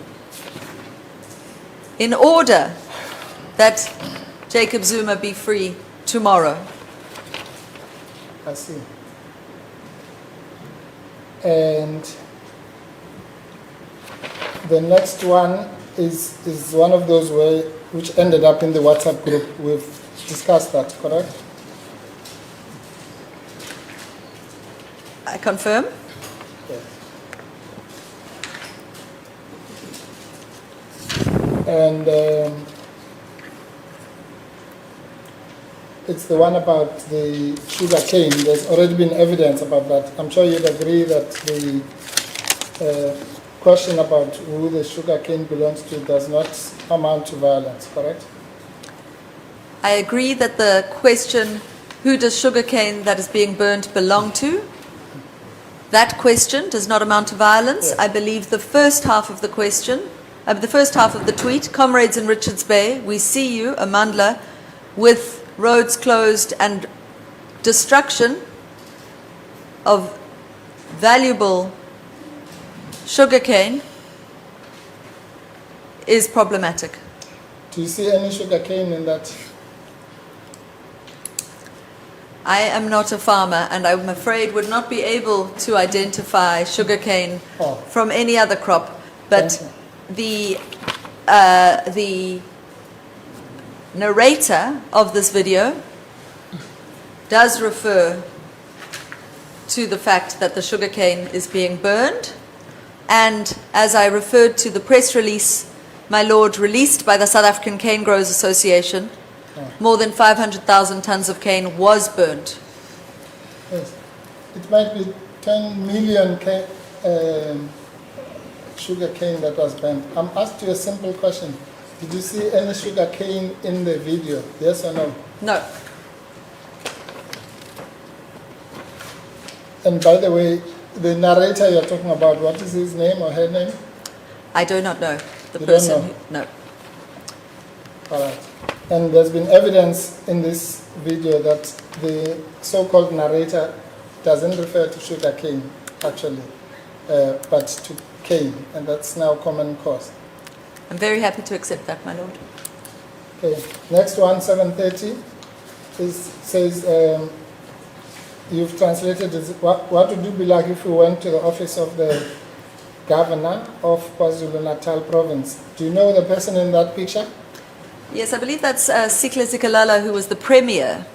That is a Google Translate to governor instead of premier. Yes.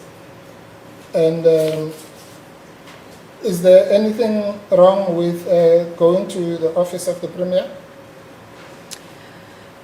My Lord, in the context of the series of tweets,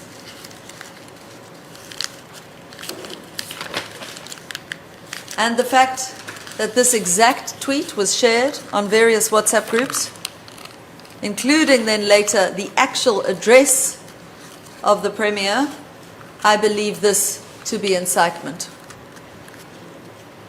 Because somebody later shared it in some WhatsApp group, the tweet is incitement. Is that really your evidence? The question posed in the tweet was, what would it be like if we went to the office of the Premier of KwaZulu-Natal province? Yes.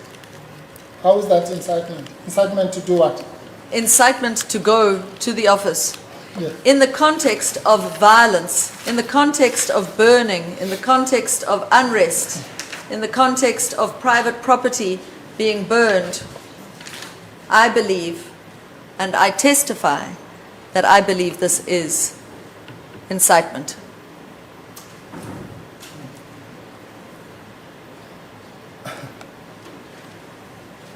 And that's congratulations if you believe that. But what do you want the court to do about that? Your belief as yourself about that going to the premier constitutes terrorism?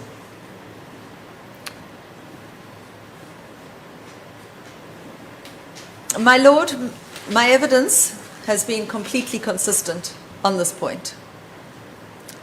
And that is that this is a series of tweets. If I looked at this tweet on a day where the province wasn't burning around me, and there was a question posed by somebody I didn't know, and this exact picture with this exact question, I would completely disregard it. The question was posed by the daughter of Jacob Zuma, who had been already tweeting in the last half an hour before this, at least 6 times, in my view, encouraging, admiring unrest, disruption. And for me, this was a personal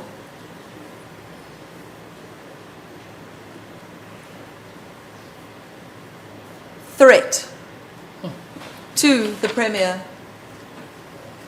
Sihle Zikalala. Threatening to go to his office? Threatening to go to his house. No. To his office. To his office.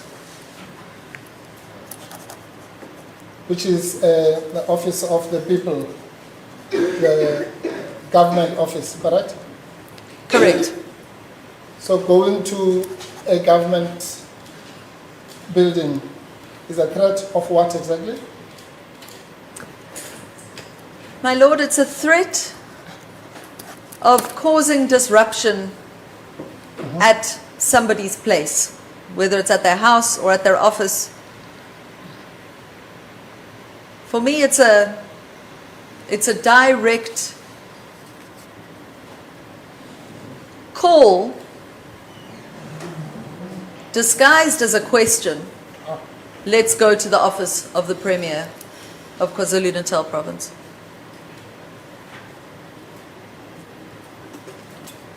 Now let's forget the question thing. Let's assume it's a statement. Okay. Let's go to the office of the Premier of the province. It's a threat to do what exactly? What kind of threat is that?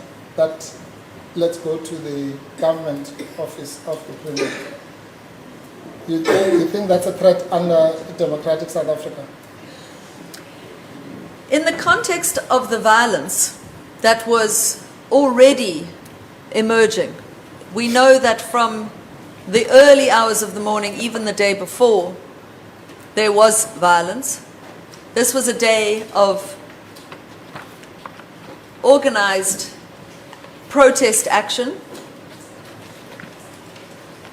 My reading of this is that it's a call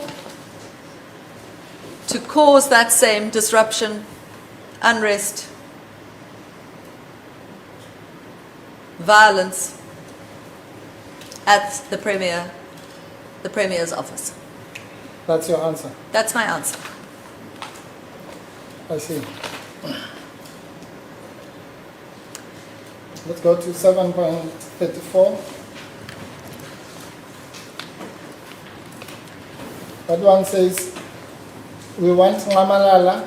We are not fighting with anyone. We just want President Zuma. Terrorism? Again, in the context of the tweets, it says we are not fighting with anyone, but it shows burning, flames, destruction. If you submit to our requirement of releasing Jacob Zuma, this will stop. That's what I read. That's what you read? That's what I read. Seriously? Yes, my Lord. Okay. Do you agree with the evidence that was given by the complainant, Ms. Trent, was that you must look at the tweets as a combo, as a combination. So you look at the narration and the what you call the media, and it's when you look at both that you can determine whether it's inciting violence. Would you agree with that statement? Yes, I would agree. I do add, my lord, the caveat that I didn't follow Ms. Trent's testimony. I've never read her. I don't know what she submitted. Presume it was a report. But yes, the whole tweet must be seen in its entirety. Thank you. Forget Ms. Trent. Say I'm the one who's saying it. Do you agree that the tweet must be seen as a combo, the narration and the... I do agree. Yes. I do agree. So if one of them advocates for peace, it's not enough, it must be both, correct? They all of those things have a role to play, my lord. Mm-hmm. The tweet itself, the punctuation, the number of exclamation marks, the emojis, what's shown in the visual of the video, and what's shown in the audio, what's heard in the audio. Yes. All of those Now, factors. if we use that, let's call it the Ms. Trent Bofu test, since you didn't listen to Ms. Trent, you would agree that the words "we are not fighting with anyone" are about peace. That if someone says "we are not fighting with anyone," like Mahatma Gandhi, they should get a Nobel Peace Prize, correct? Because they don't want to fight with anyone. My lord, I often say to somebody, I don't want to fight with you, which premises often a very big fight. So I think the words, we're not fighting, doesn't always mean peace. Okay, but does it mostly mean war or peace? To say we are not fighting mostly means peace. Thank you. So let's go to the next one, which says, this is a man who killed people and never saw prison, with a picture of P.W. Botha, you remember? You saw that? I see that tweet. Is that terrorism? Again, and I'm sure you're bored of hearing me saying this. I'm certainly No, take your time. bored of saying it, but in context, my lord.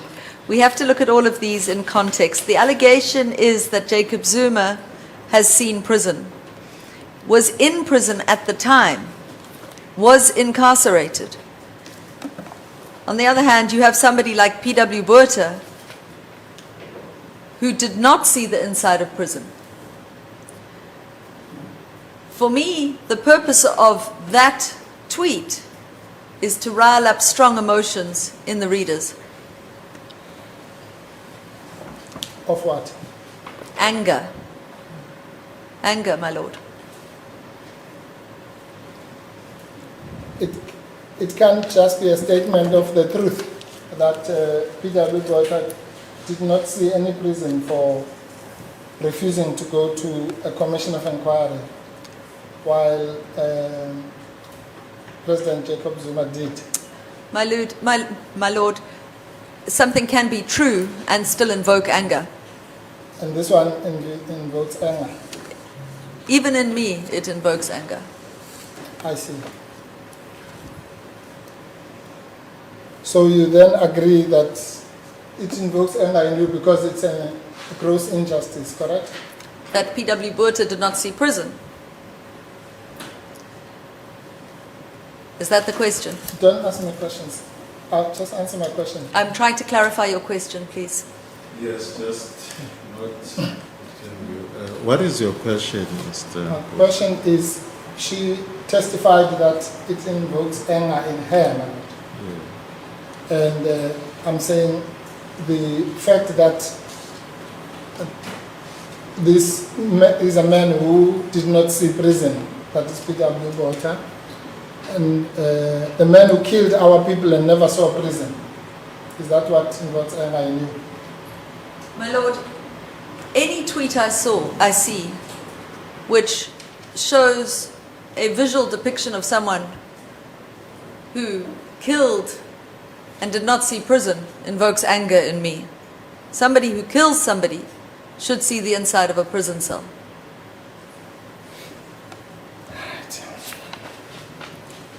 All right, look, I think I'll save you all these other tweets, but you'd agree that in the majority of these tweets, there's no depiction of violence, correct? In all of the At least the majority of the ones we've covered. I'm saying in the balance. majority of the ones we've covered in the balance, there is burning a lot, disruption a lot, unrest, no violence. Okay, thank you. All right, and maybe let me ask you, I know I promised not to refer to Ms. Trent, but I will. Let me ask you a question that I've asked her. Do you accept that if each of the tweets that we've gone through, let's assume we've gone through all of them, not trying to save time, does not amount to violence, as you agree, it's impossible that all of them put together in one basket will suddenly produce violence? No, my evidence, my lord, was not that not one single one of them could lead to violence. That's not my evidence. I didn't say it's your evidence, ma'am. Listen to my question. If, do you know the word if means you postulate something? Please may you repeat your question? Do you accept that if each tweet does not postulate violence, it is impossible logically that when you put them together, they will suddenly produce violence? My lord, I did not say that any of those, not one of those tweets incited violence. My evidence is that some of them singularly and all of them in total did indeed incite violence. So you don't want to answer my question? Sorry. Just a moment. Sorry, ma'am. Yeah, the question, I understand what you are saying, but the question is, because you look at the picture in total and you come to a conclusion that this constitutes incitement to violence.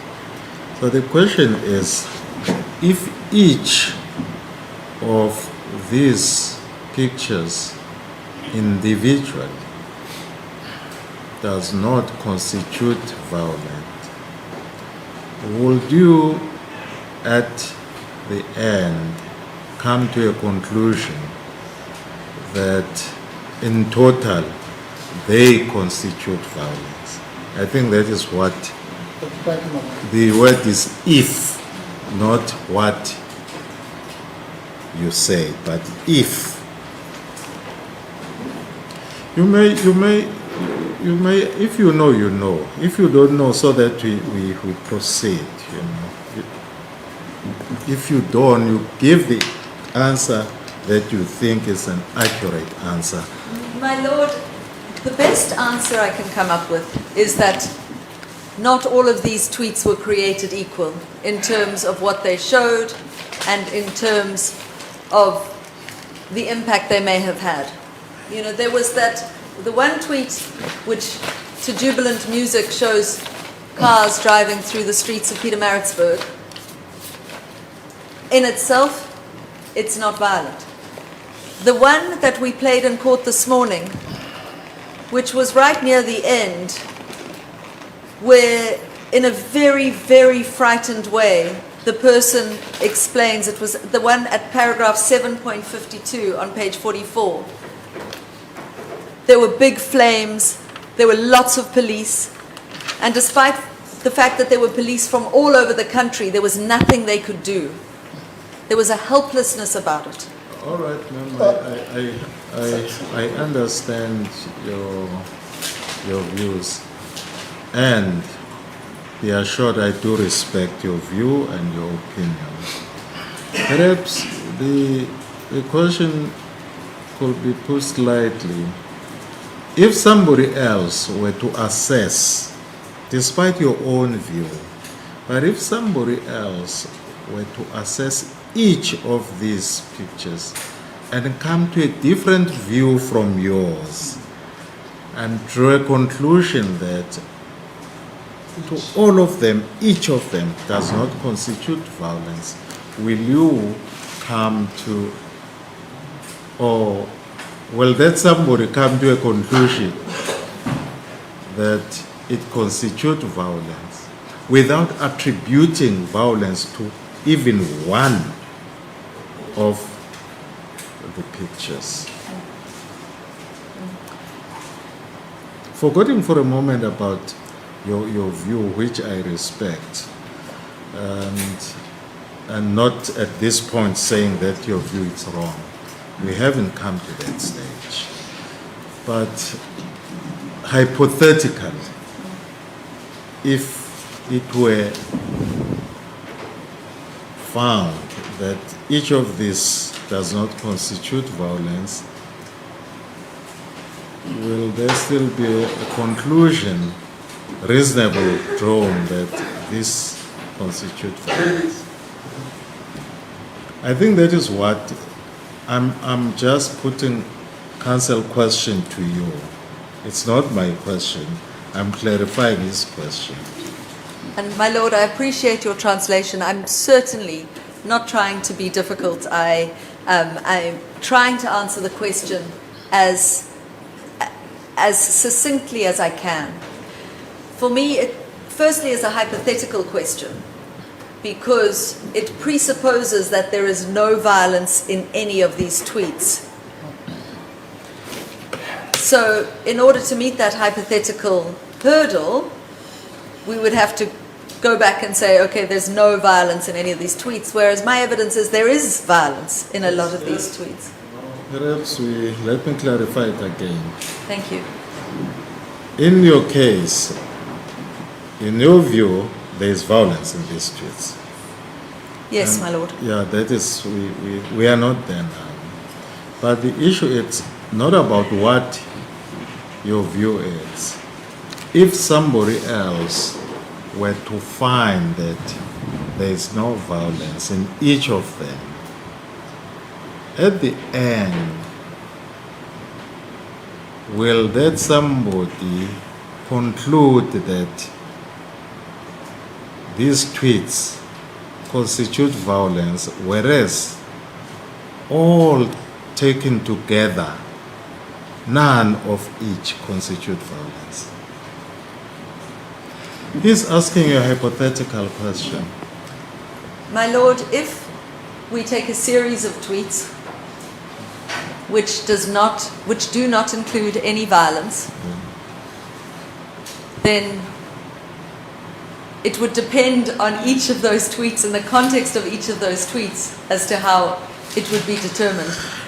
For now, I must say you have answered to the best of your ability. Perhaps we must proceed. I would appreciate moving on. I really do not intend to be difficult in any way. No, you are not difficult. It's your view. Look, the court have to listen to whatever you are saying, and at the end of the day, make determination. Thank and you. now is not the time for that. Thank you, my lord. Thank you. Thank you. Well, I can tell you now, I'm not going to ask you that question anymore. I've tried many times. His Lordship has tried many times. And I will argue at the end that it's a very simple question. Thank you. Which you are evading for some reason, but we will deal with it in argument. Now, I know you want to go to Johannesburg. So I'll try and... Both of you bearing in mind that yes. 5 o'clock, 4 o'clock.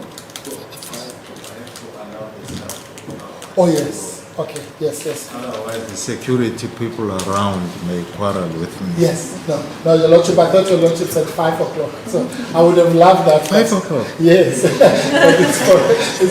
I would have loved to take advantage of that. Oh, Your Lordship, unlike the witness, Your Lordship can amend the answer. Right. No, I just wanted to, there's something quick that I wanted to deal with here. I don't know if we'll be able to finish. I was trying to make it finish today. The so-called deleted tweet. Yes, my lord. Your evidence is that there was a tweet of somebody, we don't know, and you said shooting. I don't know why you said shooting, but let's say that for now. At a piece of cardboard, correct? Correct. And you said they were shooting at Sadleir Ramaphosa or something like that? Yes, my lord. So it's the section of my report on page 51 to 53 to 54, which includes reference to what I refer to as the deleted tweet. Yes. And in your narrative, you say it's a poster of President Cyril Ramaphosa. I did say that, yes. But that is a poster of the ANC, isn't it? Yes, it's the poster of the ANC. Yeah. And so somebody maybe does not like the ANC? Is that a terrorism, not to like the ANC? It's not shooting at a billboard advertising the ANC, my lord. The shots are fired on the face of Cyril Ramaphosa. Really? Do you want to play it? I can play it.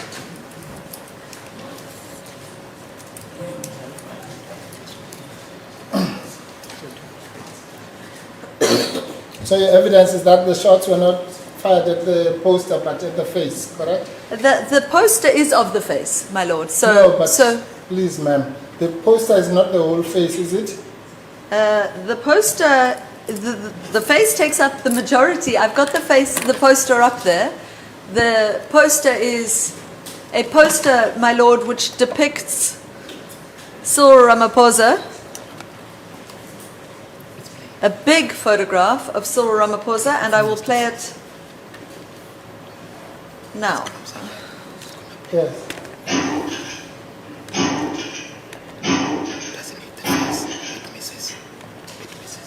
Did any of those shots go into the face? I mean, I can't see clearly You enough. can go to the screen. Go to the screen. I've got it here. Can I just bend yes, down? you can bend.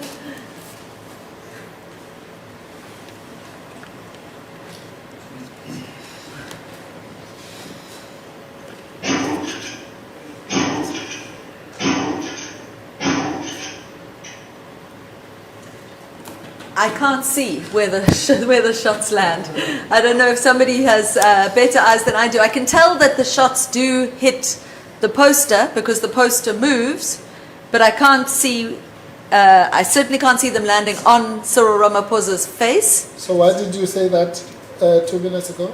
That they were shooting at the face of Cyril Ramaphosa because the face forms the poster.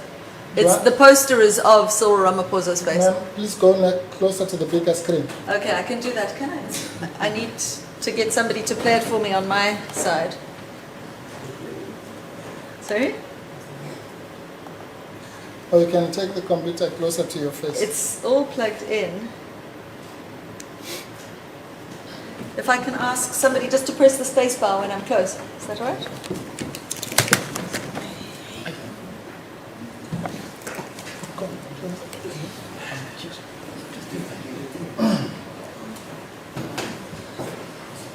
You can direct my junior what to do. You just press the space bar. Thank you, sir.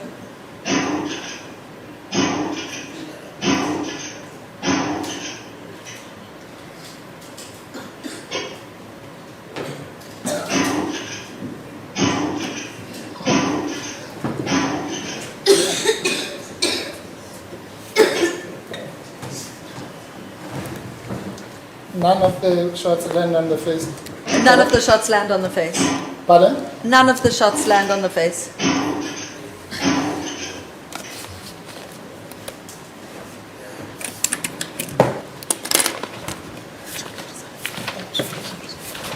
And okay, now I'm on borrowed time. Your evidence was that my client showed, I think you said, remarked hatred of Cyril Ramaphosa, correct? It was along those lines, yes, hatred of Ramaphosa. And that was based on what is on page 18 and 19. Yes, my lord. One of them yes. is a picture of Cyril Ramaphosa sitting. Another one is one where he is caricatured as a clown. Yes, my lord. And the other one is about we are living in apartheid conditions under a black president.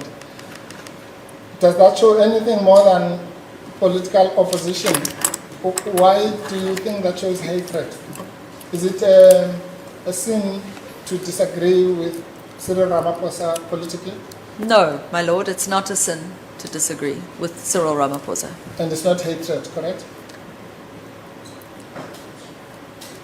There are repeat posts about her intense Yeah, unfortunately. dislike. Because now it's 3 minutes to 4 o'clock.